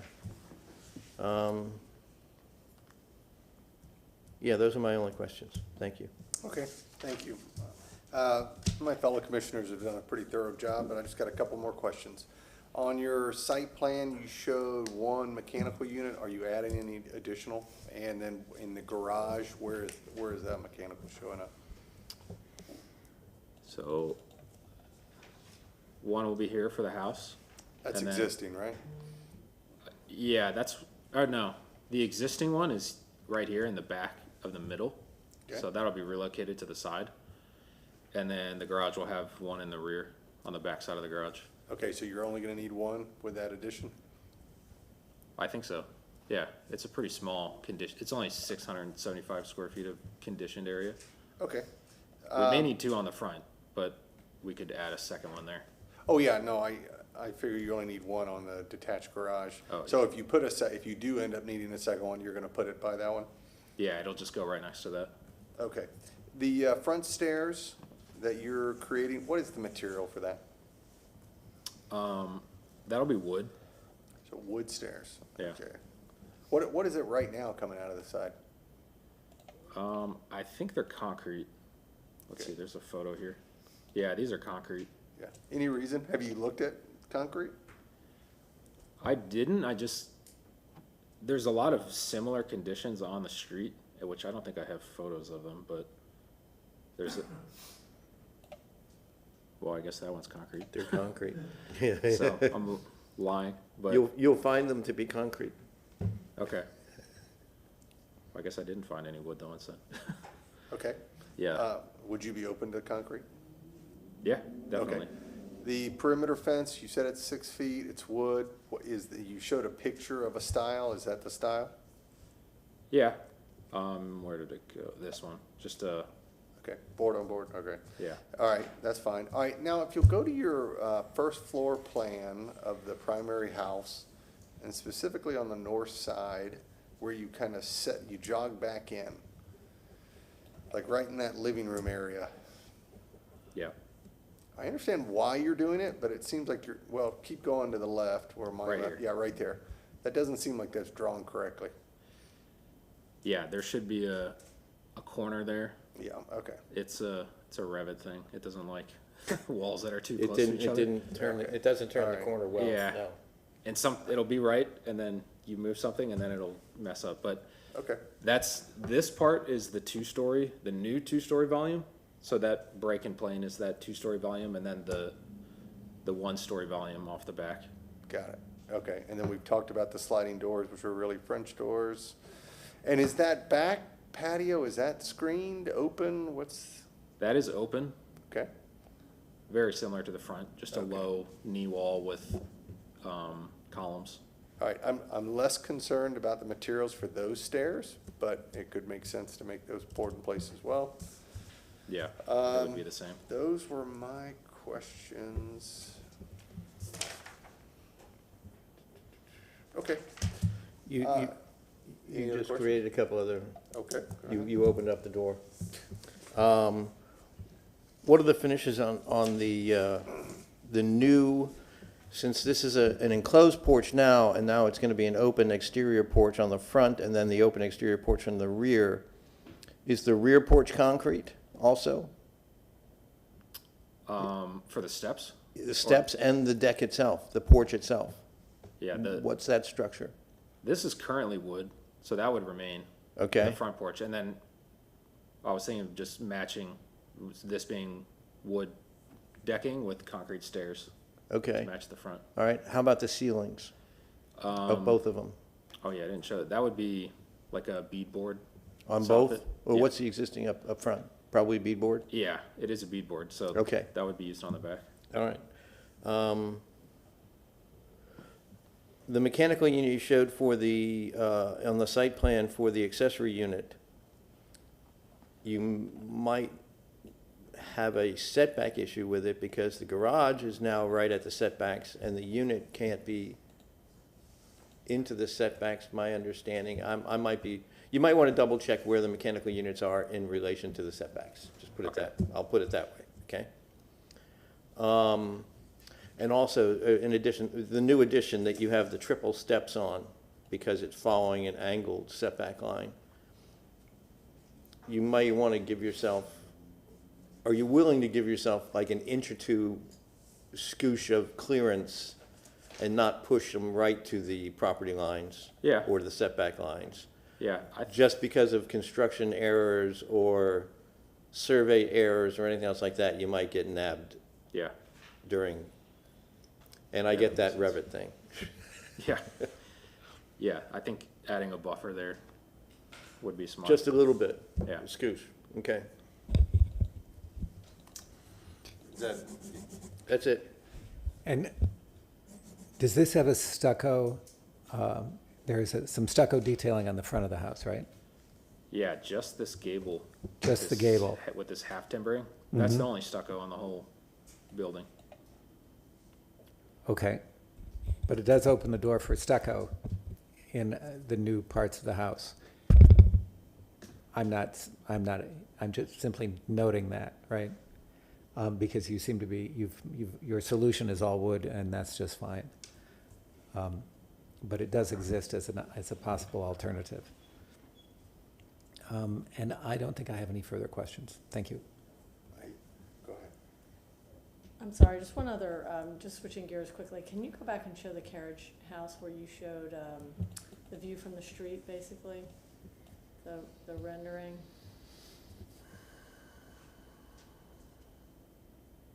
Yeah, I'm just looking at that massing. I appreciate that you showed the other properties nearby that also have large carriage houses, and I think in most of those cases, the carriage house is set in somewhat, whereas this one is fully facing the street. I just wanted to see it again before we wrap up. It's big. Okay, thank you. Last question. I didn't hear anything about exterior light fixtures, location and materials. Yeah, I haven't picked specific ones yet, but the front porch would have a ceiling mounted light. So you wouldn't see it from the street? No. And then same on the back porch. And then there's some wall sconces on the new detached building, which the specific fixture is not selected yet, but it would be something historically appropriate. I also see downspouts. What's that material? Those I'm are assuming round. that's downspouts. Those would be round aluminum. Okay. And I'm assuming you're gonna have some light over by the stairs coming off that rear structure? Yeah, there's a sconce, I think at the top and the bottom there's a sconce at the top of the stair. And then one by this man door to the garage. Okay. And then, yeah, I might have to add one there just to make sure that's visible. I can't stop asking questions, but why the orientation of the stairs facing to the rear? I mean, I understand it's how you did your layout in the interior, but why didn't you start with it oriented the other direction? With it on the other side of the building, or? No, same side of the building, but as opposed to having to walk to the rear to enter into it. Why did I do that? Yeah, it's just driven by the interior layout, but basically just to have these bedrooms at the back, so you land at the living room of this new apartment. Okay. This thing flipped and rotated several times and then shrank a few times, so yeah, the circulation of the stairs is not ideal, but I think it made more sense to have the more public spaces facing the street and the driveway than having the bedrooms facing the driveway on this apartment. Okay. Glad to hear it shrank. Yeah, the stair was inside, and then that was Yeah. just way too wide. The proportions did not look good. Right. Okay, that's all the questions I have. I had one more, and it came from Ron's original introduction commentary. Can you you don't have a new site plan, correct? You have the existing site plan shown in dashed lines, but no new site plan. If you can go to your site plan.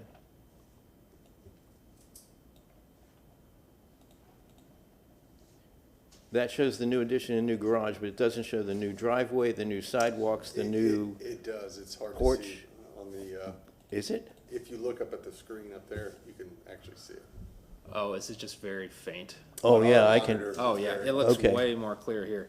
Yeah, so this is all the new driveway, all of this light. okay, so you're proposing, and that brings up what Ron brought up, is that he indicated that it was in his interest that the existing, and not in his interest, it's in the city's interest and in the district's interest, that the existing curb cut stay where it is, and then once you get past the setback lines, basically, you could alter it and create the width that you needed to access a two-story garage and the different pathways there.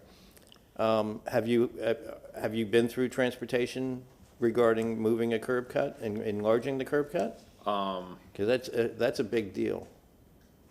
I guess we didn't talk. Usually.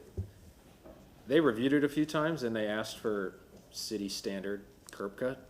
And the existing curb cut is 8 feet and they want 9, so It's maybe crazy really- you'd have to modify an original historic curb cut and the sidewalls, the knee walls, and everything else that's there, just to give yourself 1 foot of width, when you could get that width back as soon as you get past basically the property line, I agree. you know? And it works today, so I Yeah. don't see why it would have to change. I would encourage you to, if you're willing, are you willing to push back on that a little bit and keep the curb cut and then modify the driveway once you got past a certain distance? That is definitely I think fine that with would me. be ideal, Yeah, frankly, and then we wouldn't have to worry about the cartouche or demoing that concrete or anything. yeah, I think that would be, that's what we originally proposed, Yeah, and then they asked for standard details, so. okay. But I think it would be better for the overall project and the I historic think district. I think it would be better for the curbs, the streetscape, everything to leave the existing curb cut there and not mess with it. But, I yeah, agree. I can't make a condition of that because, Yeah, you know, that's other people. I'll do my best. But I would encourage that. Yeah, I agree All with right, that. that's it. Okay, allegedly, no more questions. All right, with that being said, you have 5 minutes for rebuttal if you so choose. I don't really have rebuttal. I guess I'll just recap what I understand, that there's, you know, some issues with the siding that need to be adjusted.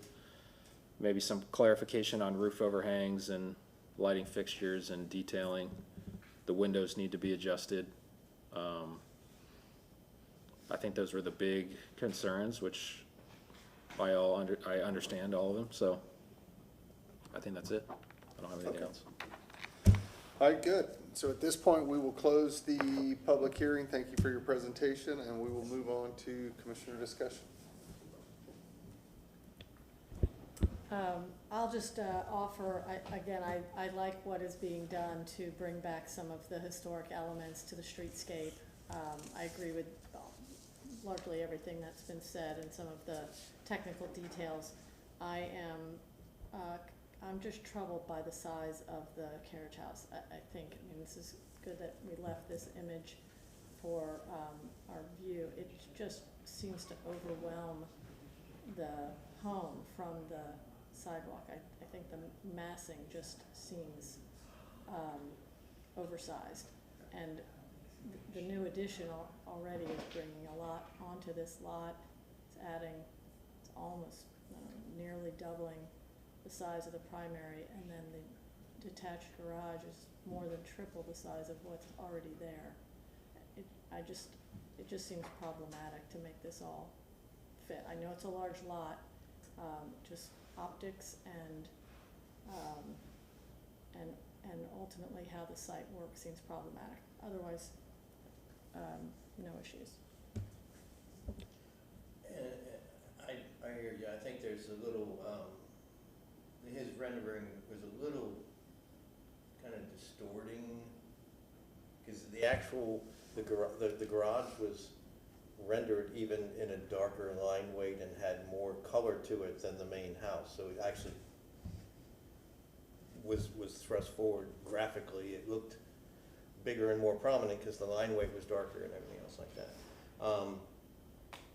You can see it here. I've seen many houses and worked on houses and put additions on houses in Hyde Park, and and garages just as big and 2 stories and stairways and all that kind of stuff. But because they are so far back from the street, they shrink in volume and in size and in bulk. So I think maybe having that naked rendering that he drew distorts it a little bit. But this is not, in my opinion, this isn't unusual or out of the ordinary. It's a little big, but it's not like gross volume. But I hear you that, it looked like that in his rendering. And the site plan here obviously shows it's big. Mm-hmm. But it's a pretty standard 2-car garage. 700 square feet for a 2-car garage is not extreme at all. Okay. No, I think he kind of he hit the points of the concrete steps and the wood deck framing on the decks and the wall sconces. I would push for the curb cut, but that's not our purview. the corner boards rather than the mitered corners at anything that's new and not original. The roof overhangs to be at least dimensioned so that they can be proven to be, you know, the staff can approve them as being subservient to the main house, and the recessing of the windows so that at the heads it's also recessed and not flush. And the French doors. And the French doors, yes. Well, I mean, I think it's a well thought out and you know, tasteful and not, we've seen worse. Quite the compliment, quite the compliment. Is that a way to compliment it? We've seen worse? And while it's missing a couple things, it's nothing like, it's not missing anything like the little simple one was missing. You know, it's got the beef here, so. Commissioner Myers? No further comment. Yeah, I think it's great. The garage is a little big, but hopefully when it all comes together, it won't pop out. I'm a little bothered by changing the walkway up to the front as opposed to the side and taking out the front of the porch altogether or cutting it in half, but I mean, overall, it seems to look fine. And I didn't hear any of y'all raise it as an issue, so. Right, one of the things that probably occur is once demolition starts, you'd find that the front porch probably originally had a front step, a front stoop. And when they filled it in and turned it into a room, they took it away. That's just Gotcha. my guess, it's nothing I know for a fact, but Well, I think functionally coming off the south side, it makes sense. coming off the street, No, Oh, no, you coming mean off the coming off street, the yeah, garage. I'm saying coming off the driveway, yeah. makes sense, but I think that can be addressed, if they decide to move that direction Yeah. by staff. Yeah, but in Hyde Park, you traditionally enter the porches, there's a front stair, front Right. stoop to almost all of the front porches. Yeah, but a lot do have a side and a front. Both. Yeah. Right, they have both. That's what I'm saying, I think what happened when they filled it in, they took the front one off. Yeah, I agree, Yeah. I agree. Yeah. And, you know, in a perfect world, does this ADU have to be a two-bedroom? No, and that would allow it to be smaller. But then, does the house become bigger? I mean, and I think this lot can handle it. There's some trees in front, and it's set far enough back that, you know, it's big, but. And there's multifamily housing right next door. Absolutely. Right, You know, right. I'm not that- The other aspect of it is also, is that, you know, I think there's always, if you can do it with, and maintain the historic nature of the neighborhood, to add living space. Sure. To add, you know, more small units that make things affordable, you know, for Someone. neighbors or Yeah, somebody. Well, Yeah. and the only other thing I would say is if, it sounds like we're heading to a motion, is this expanse of driveway. And I appreciate that they tried to soften it with some inlay, but that's a really big area. And sometimes I think it actually jumps out at you more, and if you looked at that 3D drawing, it seemed somewhat arbitrary. And I'd almost rather have a bigger expanse of concrete with scoring than a lot of infill. because With the it kind of- paths. Yeah, well, With I the mean, drive but paths, it yeah. kind of looked like a bit of a runway and different crossovers and all that. Something And for- It kind of wasn't looked like complicated. straight. Yeah, it's a lot going on, so Yeah. if somebody makes a motion, I think, that might be something he could work a little bit, Simplify massage that it. a little bit more. I think it'd be nice to have like just a rectangular kind of concrete border and infill of pervious brick pavers or something else like that, and then you could drive to either door without having the actual ribbons go Yeah. that way, yeah. I agree. I'm okay with it all being concrete. I agree. don't think it needs to be too fussy. Okay. Okay. Sounds like we're almost there. Is this one yours, Mr. Prokop? He's writing. Okay. Just wanna get the right word down here. All right.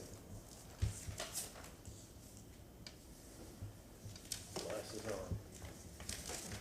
on. I move to grant a certificate of appropriateness for the drawings and documents presented at this public hearing for ARC 25-0000219 for the property at 1501 South DeSoto Avenue with the following conditions.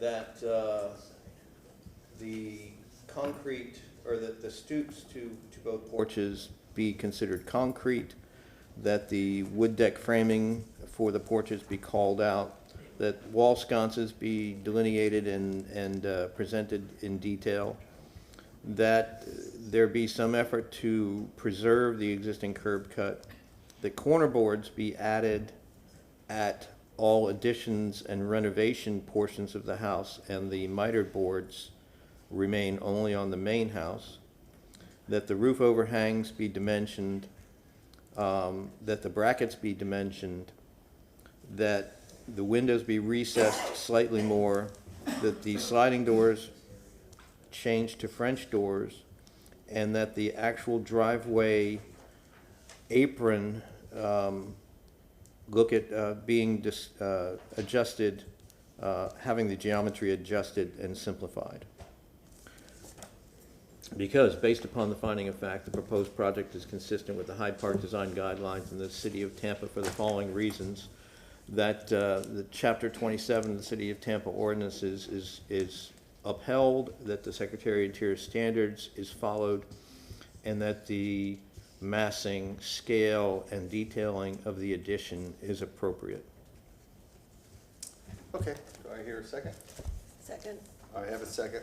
Does the applicant understand the conditions that were placed? Yeah, I understand. Okay. And you have any No, issues? no Okay. concerns. All right, thank you. All right, any further discussion necessary? All right, I don't see any, so all in favor signify by saying aye. Aye. All against? No. All right, one, motion passes. Congratulations.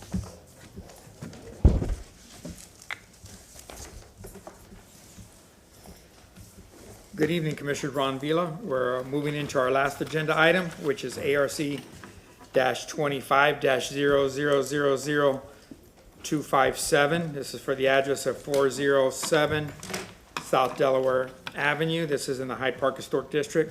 There is only one structure on site. It's a contributing structure that dates back to 1925. The underlying zoning is RM, multifamily zoning, 24. So he has the ability to intensify the site, but that's not what's coming forward. The request is for a certificate of appropriateness for new construction, for an addition, renovation to the primary house, with site improvements. Moving through to the photos.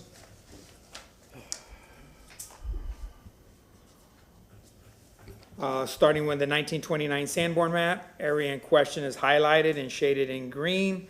It does face Delaware. There's an alley to the rear. It does show it's a period structure built out of frame. This is the vicinity map. Once again, I circled the parcel in question. It's in the expansion area that took place in January 2023. You've seen a couple of these already. And the overhead. You see Platt as a reference point to the north. On Delaware, to the south you have Horatio, and to the west you have Newport. This is the front elevation of the primary contributing structure. This is coming in to open up the porch. So he's losing some square footage by opening up the porch, conditioned square footage, and then he's displacing some of that on the rear. We believe that this knee wall here is original through all of our research. On some of the drawings it was omitted. Staff feels that it's an important character defining feature that it should be retained. But all this infill up here is going to be removed. This is a different angle of that front porch, a little bit closer. So you see the piers and the columns, the balustrade here, the welcome walls as the approach to the front entrance. This is looking at the north down the porte-cochere. This is the continuation of that north elevation. Obviously, the parcel Next door is under construction. That was new construction that this board reviewed and approved just recently. Going back to the front facade. And this, you see how the porch wraps around to the south? You see the exposed rafter tails, some knee brackets, and the gable vent. This is the structure that shares an abutting property line to the south. Structure across the street. Moving to the rear. See the double gable? This will be removed. This did not show up on the 1929 Sanborn map. On the 29 Sanborn map, the footprint of the structure was rectangular. It didn't have this additional protrusion on the back. Showing some of the site paving. This is beyond the porte-cochere and as it approaches the alley. And to conclude, the condition of the alley, it does meet transportation standards for vehicular access. And this is the alley in both directions. And that concludes my presentation, and we'll have the agent, he's the owner as well, address the board. Thank you.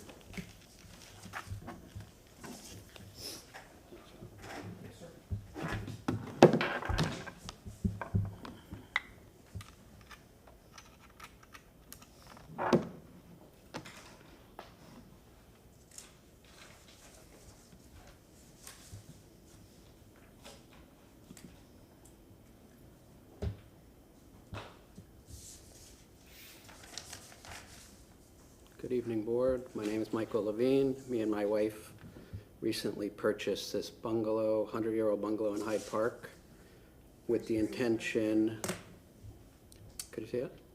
Yeah, would you? Now? No, we still have a green screen. Good? No, not yet. Hold on one second. It's showing here. They can't see it. Give them a minute. Get the booth a minute. You have paper backup just in case, don't you? Yeah. It's not you, it's us. Huh? Oh, it's this? Yeah, it's not you. So I could do it off of here? We're having technical difficulties. If you have a paper backup, we could do this if they can't get it going, but let's see.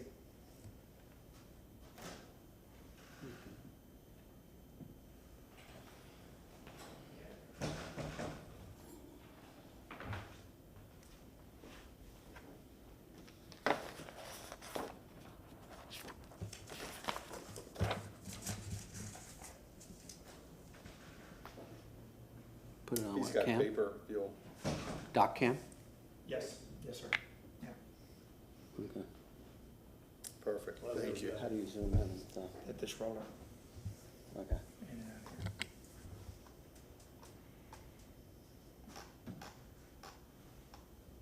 here. Okay, let's start over. Me and my wife purchased this in Hyde Park recently with the intent to do a full renovation to the interior, exterior, and a rear addition and some site work. This is the proposed site plan. This is the existing bungalow. This is the existing porte-cochere, front porch, walkway, and the driveway. And this is the proposed rear addition in the back. We have this offset in about 6 inches on the north side and setting out about 3'10" on the south side. For the site, we're gonna do a 6-foot wooden fence around pretty much the whole perimeter. Round gutters around the existing and proposed addition. And we're gonna add, we'd like to add a driveway going to the rear alley with an electronic gate in the back to get out. The porte-cochere is kind of narrow up front to really get through there. That's pretty much it on the site.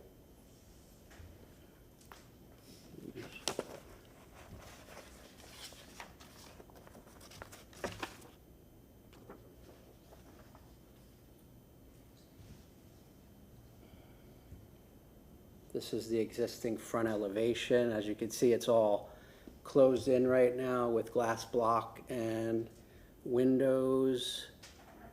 I think has been there since probably before the 60s. And the proposed is to open it back up the way it was really originally built and remove all of that. We show a 6x6 wood railing and removing that little knee wall, that brick wall. That's the way that I would like to have it opened up, because we're gonna do a wood stained deck.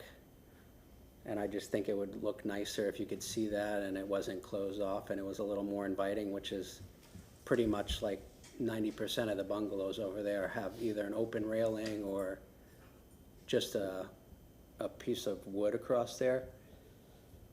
I don't know if that little knee wall is original or if it was added. I can't really confirm that. But this is what we would like to have the front elevation look like. So the windows in the front are all staying in the original locations, but they're all gonna be changed to new wood windows inside and out. Let's look at the, Do you mind zooming out a little bit so we can like see them at Yeah. the same time? Thank you. that better? Yeah, perfect. Okay, this is the left elevation, which is the north facing elevation. This is the existing, which is all closed in right now with a door and a little knee wall and glass block and 2 aluminum windows. So that's all gonna be opened up and removed. And there's actually, which is not on here, like some concrete steps coming off here to the driveway. The existing has these windows here next to the fireplace that open up. There's a double in the dining room, and then there's one in the kitchen. So these would just be replaced in the same locations. This one is moved a little bit for the new floor plan for the kitchen back there. And this is the portion that would be removed in the back of the house. And this is the addition that we want to add in the rear, which the roof is a little bit lowered and we're kicked in on this side like 6 inches. The existing foundation has brick for the ventilation with some bricks that are removed. And for the addition, we just show lattice for the venting.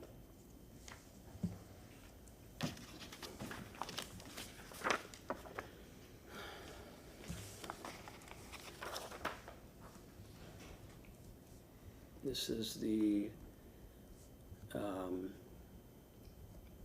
existing rear elevation with the bump out that will be removed. This is the new rear elevation that shows the porch, French doors, and 2 new windows in the back bedroom there. And we'd probably follow the same gable as kind of the front with the same detail. The what is this? The right elevation, existing. This is closed in the front porch, and you have a couple windows on this side, and that bump out that will be removed. And then we're going to open it up. The porch, these windows stay. This window, I believe, stays. This is a new window in a bathroom, and another new window. And then we have another window in the addition. And then we did the same thing with the venting. We got the brick original and then lattice in the back.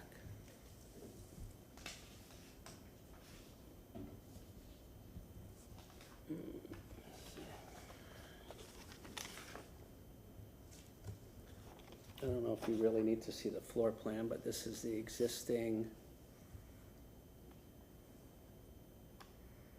here with the removal of the back part, and this is the new floor plan for the addition in the back here.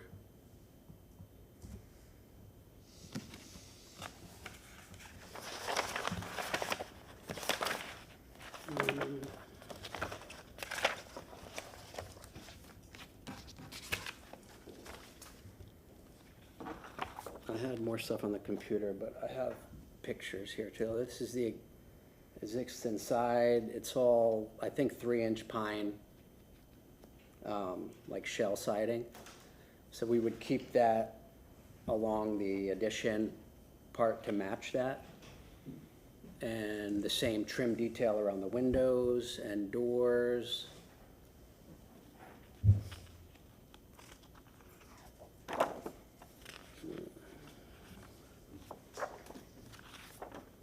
This is the tongue and groove roof decking that we would match in the addition with the exposed rafter tails. I think they're 6 inches as well.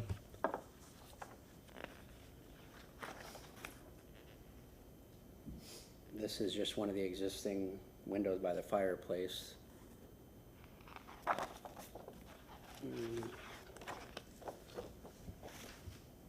These are some ideas on the new front door, which is a wood gelled wind door. And same series in a French door for the rear, solid wood. And the same manufacturer for an all wood cased window. These are double hung windows too.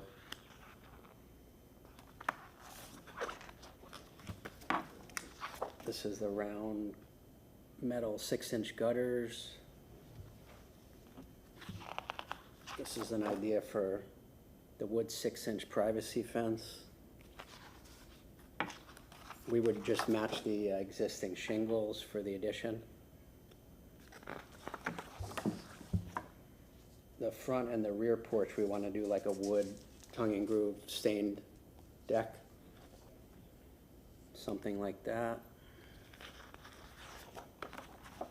This is some pictures of houses right by with the posts for the railing on the front porch. This is a closer picture of the knee wall that's existing, that's brick. It's kind of cracked, but still not sure if they built it like that. This is the pine siding that we would continue. There's not really a lot of lighting, but we would do probably a coach light by the front and back door, and then maybe like a couple hanging lights like that.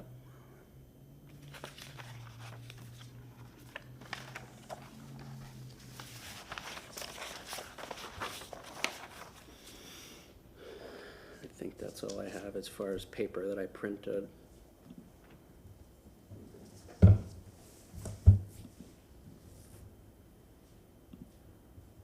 If you want to try the other way and see if that's back up. Yeah. I pretty much covered like most of what I have on here. I do have like a wall section that shows just a frame wall with the window.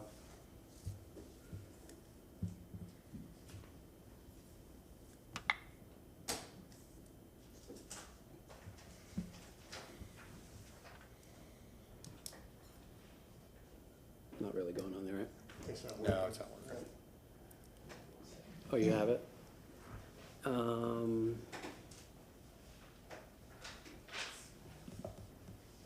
Yeah, I had all the pictures pretty much. Why don't you talk about this one? Okay. Oh, you got it on? Okay. Yeah, this was a wall section. Nice details here, talk about it. Yeah. We have a window detail showing the wood-clad windows, double hung. We're probably gonna do impact glass on those too. And a wall section. It's not really detailed to the window that we picked out. It just says typical, but kind of heard what you said on the last one, or it'll be inset. And I think that's it.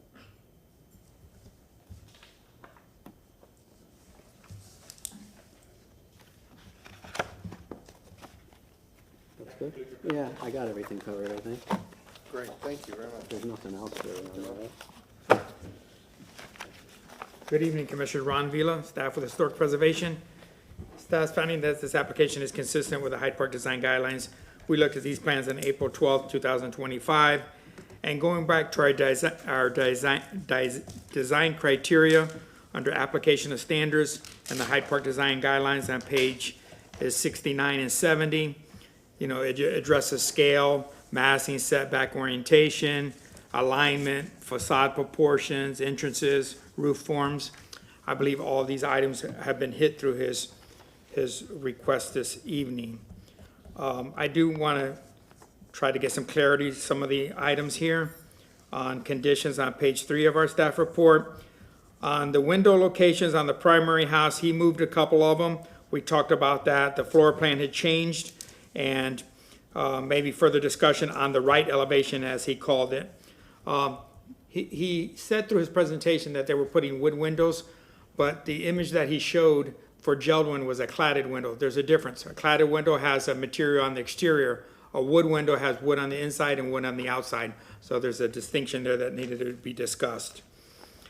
We talked about the original knee wall on the porch. Staff feels that it's original. If you dissect the installation details, the mortar joints, and the brick itself, it all appears to be original.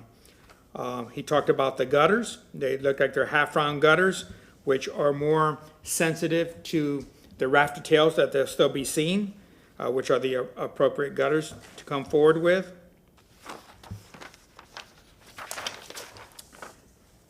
And he did have that wall section that was shown that was lacking from his presentation.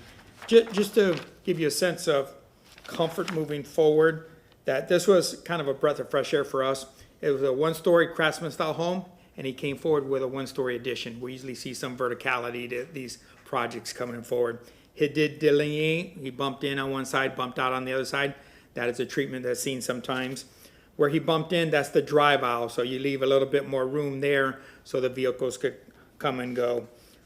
In the RM zoning classification, I stated he could intensify the site. He could have done something a little larger, had some exterior stairs, and had a second room, to rent out or something. He did not choose to. This is for his family, as he stated, as I was working with him.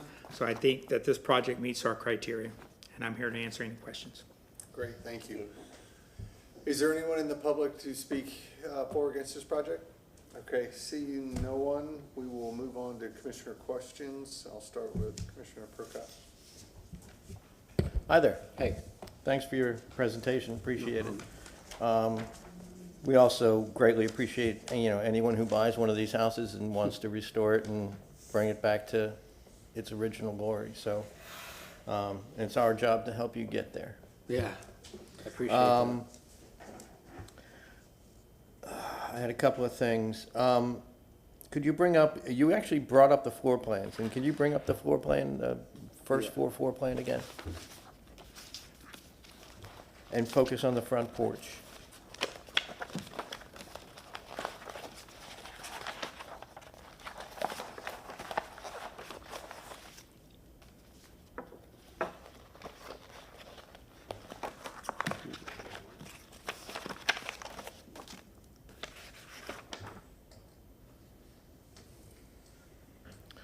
And could you, go down to the front porch and zoom in?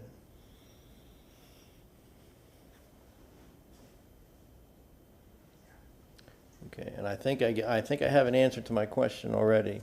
I was wondering if it was possible to move the front door to center it on the front steps. Center it? Yeah, but it looks like there's a bearing wall there. Are you leaving a piece of wall there into the living room, and that's why you can't move that, you couldn't move that door to center it? Because it would look so much more appropriate if the door were centered on the front porch steps, but, are you willing to look into that? Yeah. Put it that way. I'll have to see exactly the location of the door to that wall. I am gonna take most of that wall down and put a beam, but I was gonna leave a few feet on either side. And maybe Right. do like an arch. I see that in the plan, and that's why I'm just wondering if that is a bearing wall or if it's not a bearing wall. So, Yeah, that is a bearing wall, but I'm gonna open it up, but not the whole thing. right, so the door can't move. But I could see, like exactly Yeah. how accurate that door is to that wall, but it looks like it would have to move over a good, 16 inches or so. Yeah, I know. Okay, that's all. I just wanted to ask the question. If it can't move, it can't move. How do how do they feel about making doors wider to accommodate like side lights and stuff? Or do they tend to want the door to match what was there? So the porch was enclosed. A lot of times, the fenestration is left behind. So was there any evidence of the windows and the doors in the house now? Or is that all that gone? The existing front door? There's a door there in the window. So there's a door behind the door? No, there's a door that's there, but there's no other door. So Yeah, so there's here, a door here. Yeah, so here in this plan, a lot of times, this is left behind or there's some scarring. So if the house is indicating a direction, you should follow that direction. If it's all been removed, then you go from, references from what's in the district. Right. That part is there. So if this is here, Yeah. if he's got a double window and a double window and a single door here, widening of the door would not be appropriate. We're gonna stay consistent with the opening that's there. So, Because it would need to move the windows too, basically. so this pattern is respected. This is a very simple house. A Yeah. lot of times the entry package had the door and the side lights. Sometimes it just had the door. Sometimes it had the door, the side lights, and the transom. That's not what this is telling us right now. Right. Right. On your elevations, could you bring up the elevations, please? Yeah. The front? All, in general, all of them. Okay. Okay.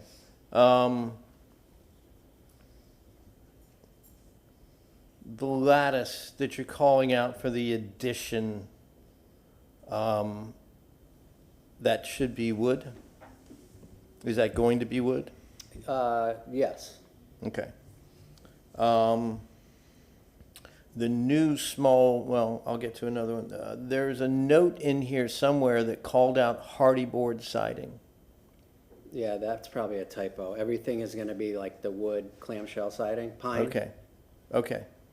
So, yeah, you want to get rid of that Okay. hardy board note. Let's see. Is there a column on the rear? There's a column in the rear, correct? No, because it's a porch that's just reset into the gable. Let me.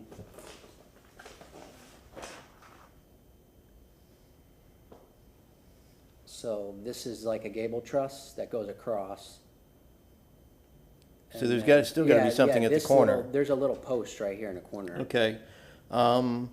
You need to kind of, that needs to be detailed a little more and be a little more clarified. It shouldn't match the front porch columns necessarily, but it should be, there should be some sort of detailing for that I don't think you have yet. Okay. Okay? It should be clarified, and it might be a skinnier taper Yeah. to match the front fat tapers, but not just a box Okay. necessarily, but that needs to have a little more additional detail to it. The small, tiny windows down in the bottom elevation, you have two different sizes of kind of, I'll call them mini windows or half windows. Is there a reason those two windows can't be the same window No, we could do them the same. and match? They're That would both in be- bathrooms, That would be a little more consistent. harmonious, Okay, yeah. I'm cool with that. Okay. Do you have dimensions on the overhangs of both the existing house and the addition?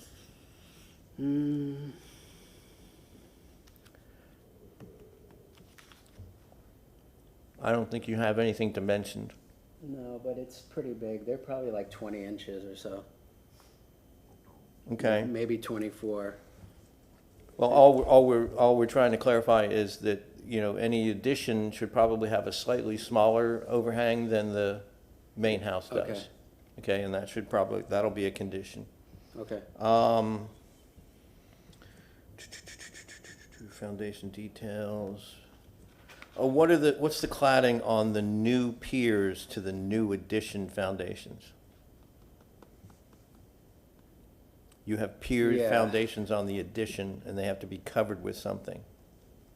Yeah, I mean, right now, I didn't figure that out, but I know they're gonna be concrete, Okay, and then we'll have the lattice right. in between them, so the faces of them we could probably make look like brick. I think it would be a good idea to apply brick to those piers match the and other. paint them, right, because it's all painted brick, the whole house is painted brick. Yeah, okay. I think that would be an appropriate thing to do. And then,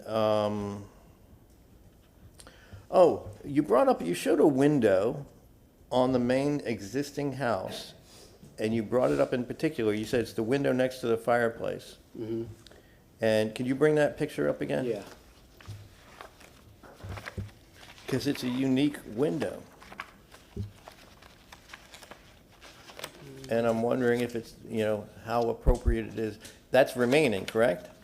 Well, all the windows are gonna be replaced with new windows. Okay, so that's an original window, though. That's not a Yeah, vinyl. all these windows are original. Okay, they are all original. And they don't really operate, but we're gonna replace them with the same size windows. Well, let me ask you a question then. Have you considered having these windows restored and No. keeping the original windows? I didn't because of the condition they're in. Okay, because there are a lot of companies out there that will do that. Yeah, if I could restore them, I would look into that. Because this is a casement window. This isn't a single hung or a double Yeah. hung. That's a unique, pair of Yeah. windows there. Were you replacing that with a casement pair? And are any of the other windows in the house casements rather than Yeah. single hung or double hung? Yeah, all the other ones are single hung, but the two on the side of the fireplace are like basically French doors. Yeah, yeah. I wouldn't be opposed to trying to get somebody to make those so they stay like the original house was. I guarantee you that your window company makes casement windows. Yeah, Whoever your window yeah, like company a is, double casement. they make them. But like, as Ron brought up, have you zeroed in on the window manufacturer yet? And because they can't be clad windows Yeah, in Hyde Park, they need to be raw wood windows. wood on the inside and outside. And outside. Yeah, I haven't exactly gotten the exact windows picked out yet, but I started looking at some manufacturers that do the all wood windows. Yeah. All wood would be appropriate. And honestly, if you could save some of them and restore some of them, it'd be appropriate Yeah. to save as much historic fabric, original historic fabric as you can. The other thing, obviously, is, we're modernizing it to live there, so I was planning on doing like impact glass, which Right. is, you don't really see that in bungalows, so I'm trying to get an old window with modern glass in it. And I'm gonna ask you a question about that. Has your architect advised you about that? Or is this just something you're doing? For the windows? Yeah, I mean, the impact, my- as far as my impact preference glazing is to goes. get a window that looks as close to the original with an impact glass on it. Okay. And the reason I'm gonna ask that is because if you have an impact window, that protects the window opening. Yeah, But the walls yeah. aren't built to be impact. And debris will go right through a wall and leave your window intact, but you'll still have the same problem. In addition, you Well, won't the have, only difference is you have to have coverings for your windows if you don't have impact, so then you have to put like pegs on them or. I don't cover- think that's the case for this house, that if you, that this house wouldn't be required to be impact resistant, because you'd have to create everything impact resistant. You have to put straps on all your roof Well- joists and tie your roof joists down to your wall studs and tie your wall studs down to your foundation and all that kind of stuff to make this house meet current Yeah. hurricane codes. So your windows don't have to meet hurricane code, if your house doesn't. Right, I mean, that does make sense, doesn't it? yeah, So I would just, are you working with an architect or no? yeah, Okay. Your architect should be able to find these things out and advise you as to these things, but, because impact glazing, if the rest of the house isn't being made hurricane resistant, doesn't, all your windows are hurricane resistant and the rest of your house isn't. So it doesn't make a lot of sense. Okay. I think that's it. Perfect, thank you. Commissioner Mack? I'm going to ask a question. I think you, the 3-inch pine siding, right? Historically appropriate. Our requirement is that it should be that it should be wood. And it is not unacceptable if it has a slightly different profile. So I don't know how far you have gone on that, but. I'm gonna try to get the same exact siding. I think I can, but Okay. it's not very thick. It's about 3 inches. Even though the addition isn't planing to the house and it's Yeah. jogged in. Yeah. But just to follow the lines, I'm gonna try to get the same exact material. And then, obviously, the window trim. There's corners on this house, so we'll have corners, like pine corners. And then, which I didn't touch on, but while we're talking about siding, the front porch, I'd like to do like a ceiling and a tongue and groove stained. And probably the back porch, because it's small. So we have some wood stain accents, like on the floor and the ceiling. Yep. And everything else would be painted. I think that's kind of the idea that we had for the ceilings. And since we're talking about the porch, it does appear that those brick walls are original. And so they should probably stay, and I'll ask, are you? What is the thought on opening up a porch and making it a little more inviting and seeing the stain and more consistent with the neighborhood rather than making the building stay with those knee walls? If somebody really doesn't want to do that, you have to weigh that. It's Or is it, well, that's the way somebody built it 100 years ago, and that's the way that we think it should stay for another 100 years? We're pretty much, because we're speaking for the, we're defending the old building, right? And it really does appear as though that's the way it was built, and so we ought to stick with that. And it's the street elevation, and so, right now, I'm gonna concur with staff. They suggested that Yeah. it should stay. Because And I think- this house is obviously small, so the front elevation is the whole street and curb appeal, and the porch is the main part of the front of the house, and those walls are a main part of that as well. And I just feel like it would be nicer to take those down visually and to see the work we're doing and kind of modernize it and make it open. So I know there's a battle between what's original and moving forward, but there's a lot of projects where people are adding on, or like the other guy with the dormer. So you're kind of have existing and then new stuff that you're adding. Yeah, but in this case, because it's the front, and because it appears very strongly to have been there. Can he bring up the picture of the joint between the knee wall and the column pier? Sure. You have a photo with a close-up of that. It doesn't seem to line up. To amend your question, the brick joints don't line up, and there's a cold joint between that wall and the piers, so it doesn't look like it was built at the same time. But it's the same brick, or at least it has the same It's a texture. it's a matching texture brick, and it's painted, but that, if you take the paint off, it might be a completely different brick. But let's make sure we're still in the question period, but Yeah. point taken. I think there was a close-up. You have There was this a lower- photograph, there was a close-up Close up? Oh, of the okay. pier and the wall. This I just brought up because you do Joint. have this, which is almost like an added, there was like a little planter back there. And then you have another wall, which is the railing wall. That, Let me zoom out. while the brick texture matches, the joints don't. I mean, they added the glass block on top of that in the windows, and there's a picture, I have to go back and see how old you could find a picture of this house, but there was one from the sixties. And it looked exactly like this from then.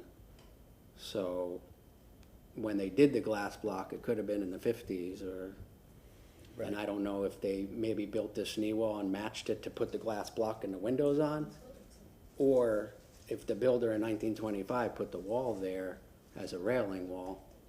But there's not too many houses that have a solid wall on the porch. There's very few, but I can't say for sure if it was there or not, but. What happens around the corner of the house? That brick wall follows on the south side. I mean, yeah, and on the north side, which I thought I had a picture, there's a, Where the door is? it's not brick there. It's like, almost like a knee wall that's like wood, plywood, with the door and then the block. Right. So it's, they were infilling it. It was Yeah. originally all open. Yeah, I don't really have a good picture of that. But it seems like there would also be some evidence that there was some other kind of railing there. Of course, that's in the. Well, It would be hidden by the wall. Behind the wall, yeah. So would you say, like, if it was original, then you guys would feel like you want to keep it, but if it wasn't original, then we could change it? But what if it was original, would we still be able to modify it? If it would look a little better? I will say, this is the one feature that is, out of the whole thing, that is troubling me, is this knee wall. Right. And whether or not it's original or not original. And because if it's original, to me, it's a pretty predominant, yeah. We're still in the question Yeah, period. so- Can we get through that? And Do you think, so when you go around the corner, are there any differences to how it appears in the picture that you provided? Or do they all look, is the picture that you I mean, provided on this, representative? Yeah, on that south side, it just follows the same knee wall. And on this side, there's kind of like a frame knee wall with the purple door and glass block and windows and stuff. I think there was a picture of it somewhere.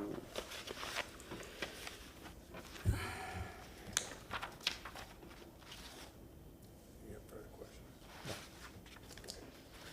While he's looking for a picture.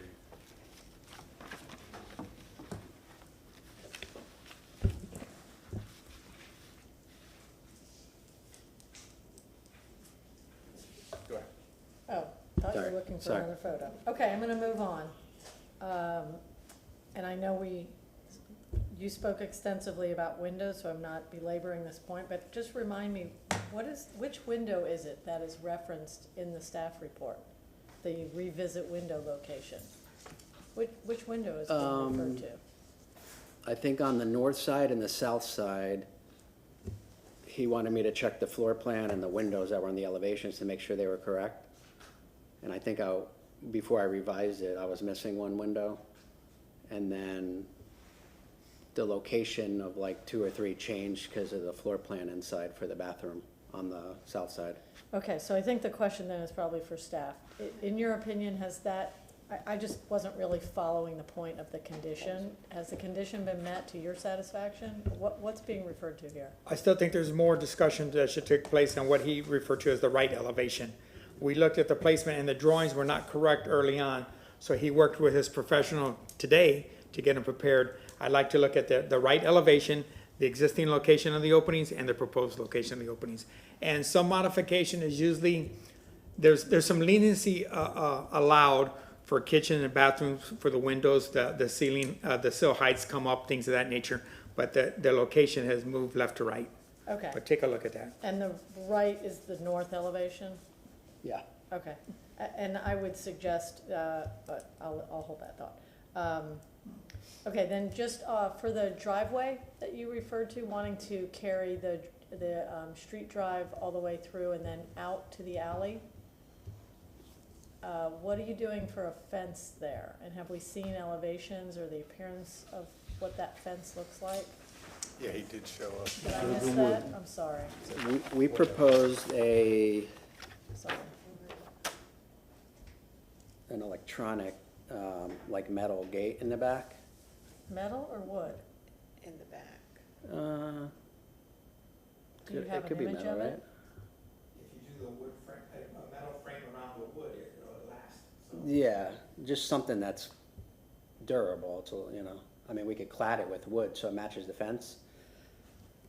Okay, so that's open right now. You don't have anything selected. I had on my computer, let me see, Sorry, okay. I could probably pull it up here, hold on. And is there, it looked like when you had an image you showed from the street view that showed, it looks like, is there concrete that carries almost all the way back to the alley? This portion here? Right, Oh, existing? yeah, there, Yeah, there's a bunch of concrete back here, like where, probably used for parking and stuff. That's gotta come out. okay, And then from about here to here, I think it's like 20-something feet, will be solid concrete for parking. And then these were just 2 feet concrete runners, and then there's an apron okay. that goes into the right-of-way in the alleyway. Your label is sitting on top of the drive aisle there. I presume you're continuing the solid concrete from the label that says existing underneath the label that is blocking it, or is that solid, or is that the same Over material? here? What's going on there? Right here? No, under the label. Is that? To your right, it's where it the says new 6-inch New 6-inch privacy. wood privacy perimeter Oh, fence. yeah. What's under that? What's under that? Oh, over here? This is all concrete. No, what are you proposing to be under?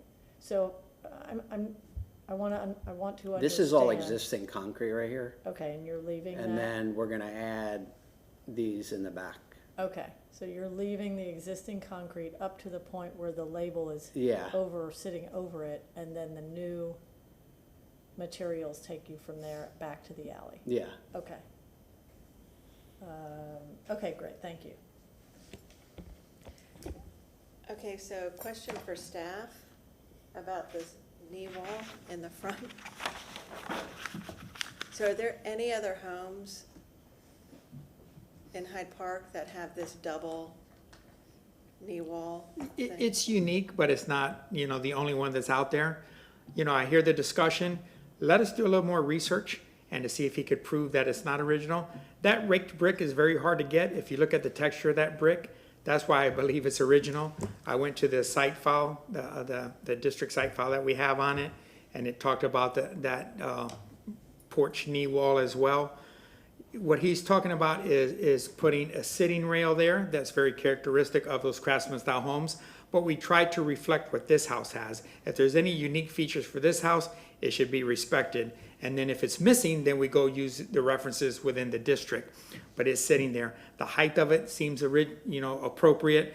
The cap on it seems appropriate. So all of it's leading back to that it's original to that structure.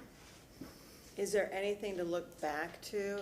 Are there any further historical documents or? We have additional research that we could do. We have the Berger Brother photo collection. We have the district site file I talked about. I didn't explore everything in there, but looking at just the makeup of the front, I believe that it's original. But if you want to delegate it, so if he could provide additional information, we could talk about that at a later date as well. Is there precedence for, as an adaptive, modification to remove some original material? I know the whole, Secretary of Interior standards is, you preserve and keep. That's why I was even pushing on the windows. Is there precedent for removing those to make the porch compatible with the neighborhood and not just the house? Well, words are used every day. If somebody wants to make it pretty or beautiful, I don't know what that means. To me, it's historically correct. I understand. So beauty is different for everybody that wants to come forward. I have to, when I'm wearing the City of Tampa hat as a preservationist, that's the way I go. But is the historic Hyde Park precedent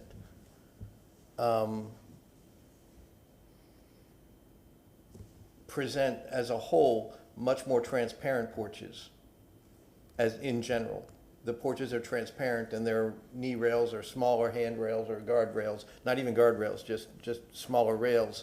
But there's a transparency relevant throughout Hyde Park. Usually That I have. think he's making an argument. Yeah, for. vertical balustrade, but I think that the argument goes back to if it's original or not. If it Okay. comes at a later date, then I Right. think there's some wiggle room there. If that documentation cannot be presented, I would feel uncomfortable modifying the most visible elevation. Okay. Nothing else.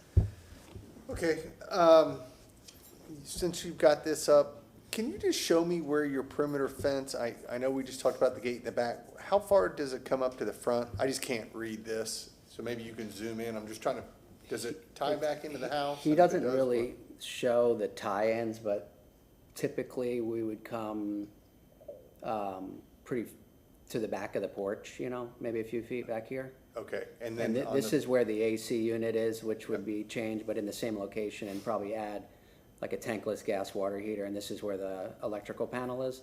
So Yeah. everything is on this south side hidden. And then the fence on this side, we would probably put right behind, or a few feet behind the porte-cochere, because then you could close the back off to the, okay, that'll have to be noted. Let's see, all right, the rear of the house, that porch, if you can go to your elevation. yeah. Based on this site plan, it looks like the stairs are inset under the roof, is that right?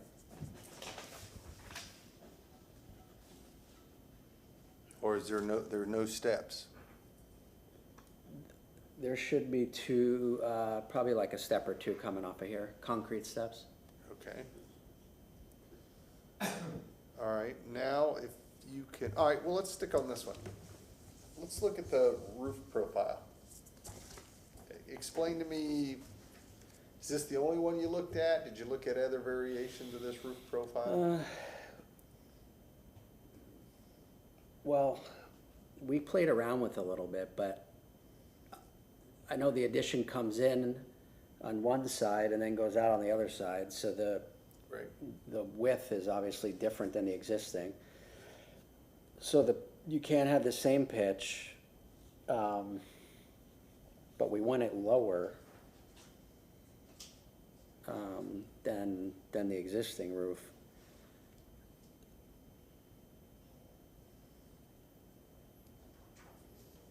So we were trying to really figure that out. So if you slide that up, where Like, you see where. from the front, you could kind of see the addition coming out on the south side. Well, go back to that last sheet and slide up that elevation where you see how your roof, now, let's look at your elevation at the bottom, yeah, that's what I'm looking at. So that's not ideal, that connection, Right here. yeah.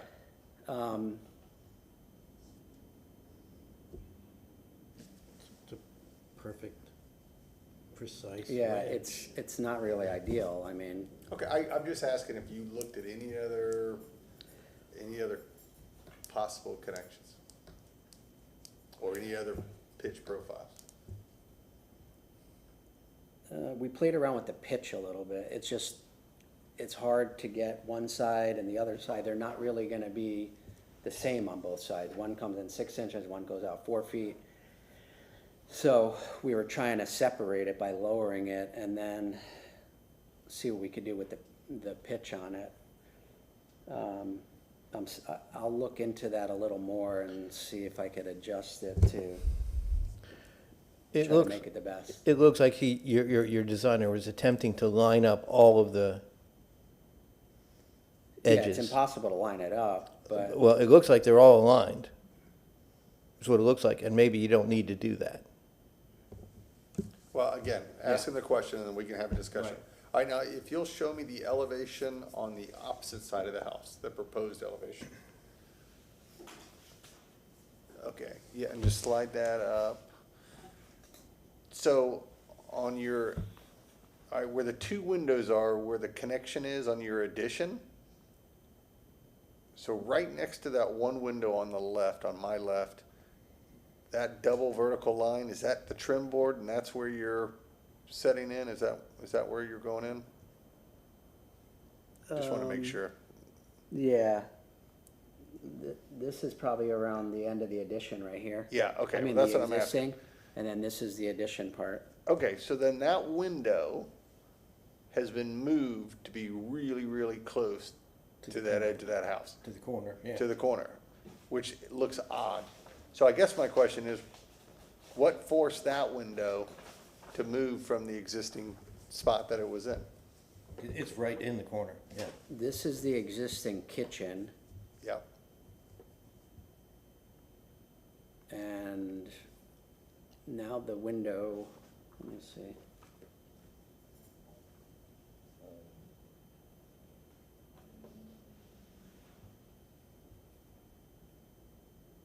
so would it be on that pantry line? Is that interior wall? Is that what the deal is? Oh, it's in this It's right there. office behind the kitchen.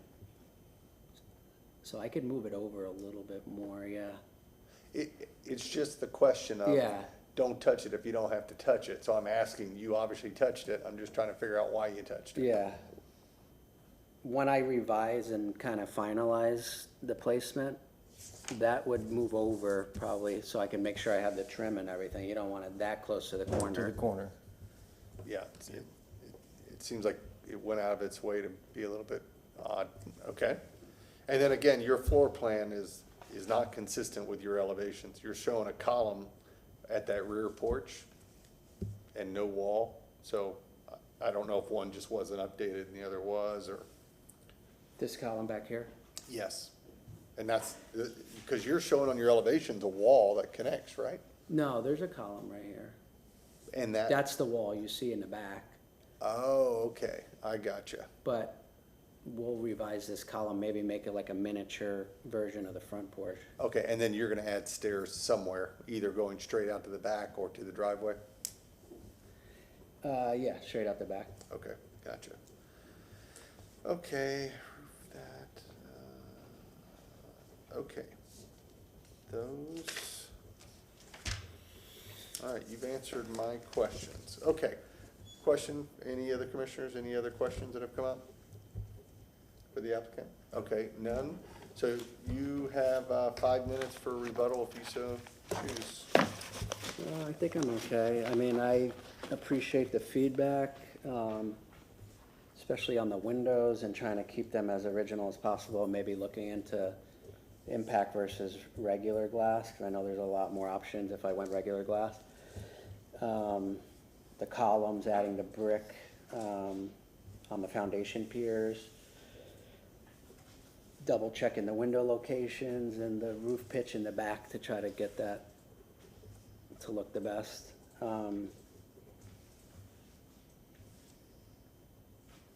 I think the wall in the front is something that we have to look more into, to do a little bit of history on that. Can I interrupt you for 1 second? I'm sorry. This elevation, the proposed at the front porch, that gable front, you've got the siding on it, and then I'm looking at your existing, and I don't know if that's just a graphic. Is it already siding or is it a different material? It's all pine. For the gable, Yes, right above that, the porch opening there? right here, No. Go down to the one below it. Move your finger down. Right. No, Down. the elevation on the side elevation. Side elevation. oh, the side elevation? Yeah, so yeah. Yeah, that that should be pine also. Okay, so you're not changing that. No. Got it. Perfect. And I interrupted you. Go ahead and finish your rebuttal. That's it. Thank you. Appreciate it. Okay. Well, thank you for the presentation. All right, at this point, we're going to close the public portion of the hearing and move on to discussion. So I do like that it's a one-story, it's remaining a one-story, that they didn't go up. I mean, I think all that, at first when he presented about bumping it out to 3 feet, whatever, at first I was like, ooh, you know. But I think I'm actually okay. The only thing I'm hung up on is the front knee wall and whether there's a way to determine if that was original or not. I mean, when I look at how close the brick is, it seems like it doesn't match the one in front. The one in front seems a little closer, whereas this one seems there's a little bit more space between the bricks, so, and things don't quite line up. But the other hand, the brick itself looks very similar. So I'm having a hard time determining what to do with that in and Yeah, I agree. that feature. It's a nasty little problem. You can buy brick to match something and put it in later.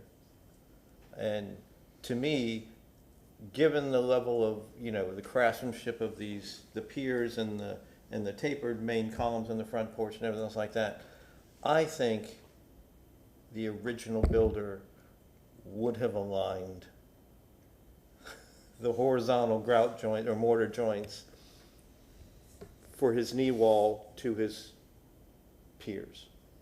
I just believe, it looks like it was a haphazardly done, less quality than the main house, It looks like it's the base for the block. for the glass block. Right, but they did buy or find matching brick, which could have been from another place in the house that had brick that they took down at that time. Or could be from a neighbor's house that was, he had leftover brick, who knows? I don't know. But I'm less convinced by looking at that cold joint, that detail and the misaligned, I am less convinced that it's original, but of course I can't make that judgment. I'm just, it's an informed opinion, but it's not a fact. Yeah, and I guess that's because I think I would just, whether we defer to staff or have, I'm not quite sure about the process, but it seems like there just needs to be a little bit more digging in to see if we can find any historical whatever to determine, because I hate to make the decision of One of the not things, being, like, it's original, and then it really isn't. We can't and then claim it's it. not, and, Right. So I think just a little bit more factual substance to whether it's original or right. not. One of the to things lead to I the would do in the decision. course of my, research, would be to try to take the paint off of a little bit of it and see if even, they may match in texture, but they may be different color bricks. In which case, that might be an indication that it didn't happen at the same time. That's one of the things I would try to do to determine that. But my note that I wrote down here for a condition is that more research needs to be performed on the knee walls on the front porch.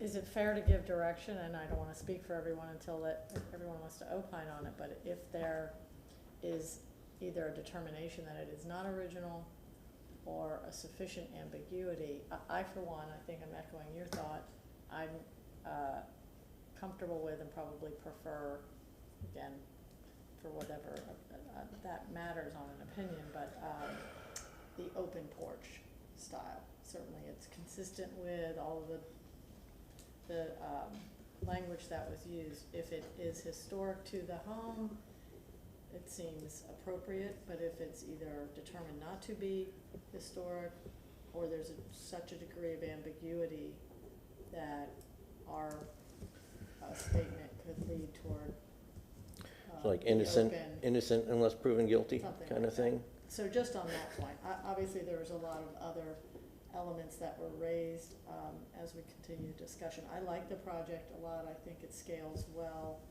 and again, it's very encouraging to see someone take a project like this and want to invest so much to bring it back across so many different aspects of the I agree. property. So Yeah, I'm in support of it, and just that I would support the open porch if staff found their way there.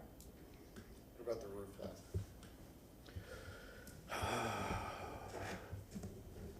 I mean, I know what the geometry says has to happen. If they don't match, then the roof has to lower. The actual bearing point of the new addition roof would be lower than the bearing point of the main house, meaning your ceilings at those ends would be lower. But that might be the solution, is to have is to lower the bearing points. And so in the ends of those, of the addition, the ceiling would be a little lower, but it might go up at an angle before it flattened out again, depending upon how they framed it. But it's not a huge issue to me. It's additions have different roof slopes all the time. You could put slope roof on, you could put, a different angle roof on. It's not the different profile that gets me, it's the penetration on the existing roof. It's very awkward. But I don't mind that it's a different pitch. Yeah. It's that penetration from the side. Now, with that being said, I don't think it's gonna be super noticeable. I'll notice it every time I see it, but I do think it's awkward. And- Yeah. And all I would say is, I just think a little bit more thought needs to go into Yeah. it. Because there is a different solution. That solution may not be acceptable for a variety of reasons, but there is a way around it. And I just would hate for this to be the very first solution that was accepted. Yep. But I think it's a nice project. Yes. And I'm very appreciative that We you're don't- taking it on. Yeah, I don't think we want to Absolutely. get in his way. Absolutely. I think, there's an awful lot of good happening here. That's right. And it would be a shame for us to put our foot down and prevent good from happening. Well, and it sounds like the applicant is open to getting a little bit more consistency on window sizes. I am concerned of changing as many window locations as he has done. And to me, that would be another condition that he at least explores, minimizing that movement, that horizontal movement. And again, I just think it's a little bit more manipulation of the interior, and you can make it work.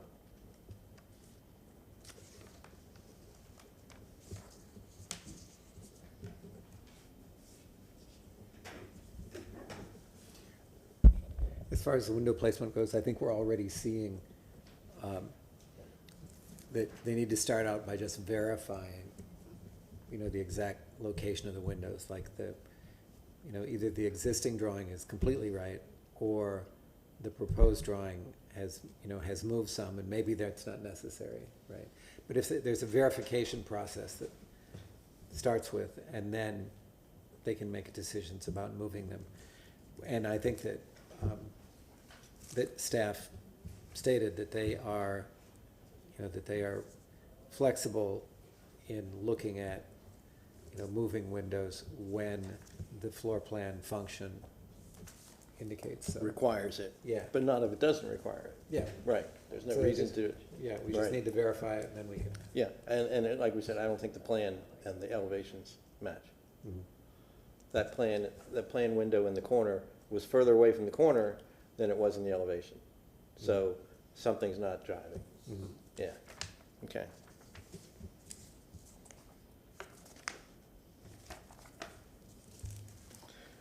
Anybody can feel free to amend this. I think I'll hit the main points. I move to grant a certificate of appropriateness for ARC 24-0000377 for the property at 505 East Hugh Street. Oh, I'm sorry. I wrote my notes on the wrong one. I apologize. Jeez. That's horrible. I'm sorry. ARC, let me amend, let me scratch. Start over. I move to grant a certificate of appropriateness for the drawings and documents presented at public hearing in ARC 25-0000257 for the property at 407 South Delaware Avenue, with the following conditions. That all the windows definitely be wood and not clad, that the window types match the original window types, including casement types, that a further detailing of the rear porch column be accomplished, that the porch steps be shown on the plans and elevations and called out as to their materiality, that the foundation piers be clad in brick to match existing, that the lattice between the foundation piers be wood and not vinyl, that there be more research performed into the originality of the knee walls on the front porch, to remove a note on the drawings regarding hardyboard siding, because all siding shall be wood, that the rear porch roof pitch and design be revisited, and to revisit minimizing and verifying the location of existing windows, if at all possible. Because, based upon the finding of fact, the proposed project is consistent with the Hyde Park design guidelines of the City of Tampa for the following reasons: that the mass detailing and materiality are acceptable and compatible with the neighborhood and the Secretary of the Interior standards. Okay. I may add a couple of things to elaborate, or maybe just be more specific. You had suggested, and I agree with, resizing the two small windows on the left/south facade to harmonize. Yes, I did have that note here, match the sizes of the smaller windows. And I accept that amendment. thank you. And if we wanted to be specific about the perimeter fence end points at the front, behind the porch on the north side and behind the porte cochere on the south side, because it's not I accept that designated in the amendment because it's plan. not easily delineated, correct. And not to belabor the windows, but I think to the chair's point, to revisit window locations with an effort to minimize window relocation, existing window relocations. Yeah, that's what I thought I said, but, okay, Okay. I agree. She said it better. She said it better? Okay. And I would ask to have the plans changed to reflect ordinance versus directional for future reference. The left-right versus north-south. Correct, Using. correct. Second. I accept all amendments. Okay, we have a motion, do I have a second? Second. All right, we have a second, any discussion? Not seeing any, all in favor signify by saying aye. Aye. Oh, sorry, back up. Did you understand all those conditions? Yes, Are you in agreement with them? yes. Okay, great, thank you. Thank you. All right, we're gonna revote again, all in favor signify by saying aye. Aye. Those against, not seeing any, it's approved unanimously, congratulations, good luck with your project. All right, looking for a motion to receive and file submitted documents and exhibits. I move that we receive all submitted documents and testimony. Second. All right, second, all in favor?